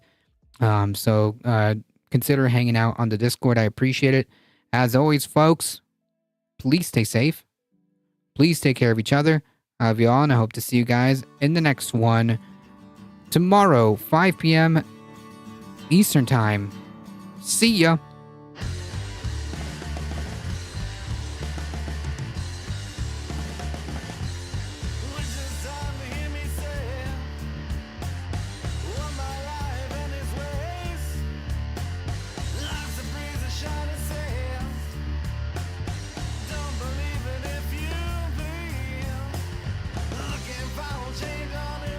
Hang tight, folks. We're heading out in 5, 4, 3, 2, 1.